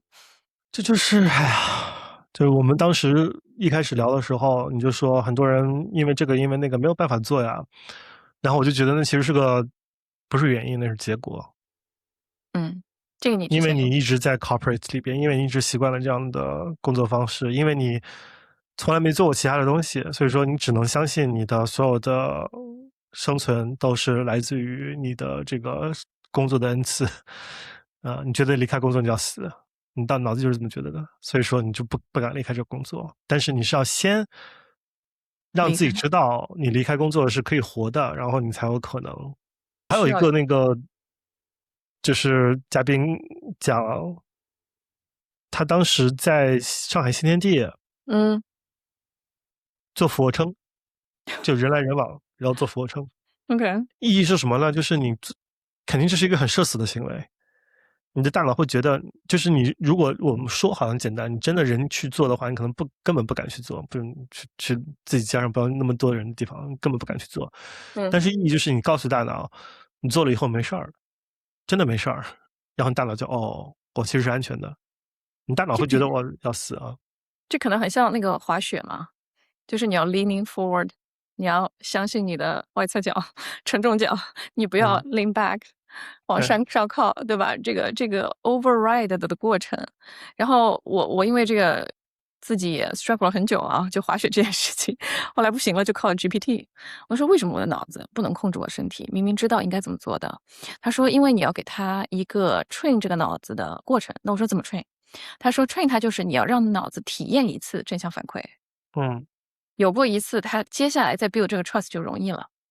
然嗯，后就是你用你的 willpower、mind power 控制一次，我就相信我的外侧脚往前 lean forward 一次，他如果接住了，那接下来就会比较的水到渠成一些。对，是我觉得这个很像，跟那是，个有的人就是 take a leap of faith，直接去就裸辞跳出来，然后去干也行。有的人就是一小步一小步的，不断的在一个舒适区之外的一步，叫什么舒适与冒险的边界是成长什么的乱七八糟的这种词。是吧？对，就嗯，就是一步一步的去劝自己大脑也可以。我就是一步一步的，我觉得我从来都是一步一步的。然后在我自己太磨叽的时候，命运推我一把。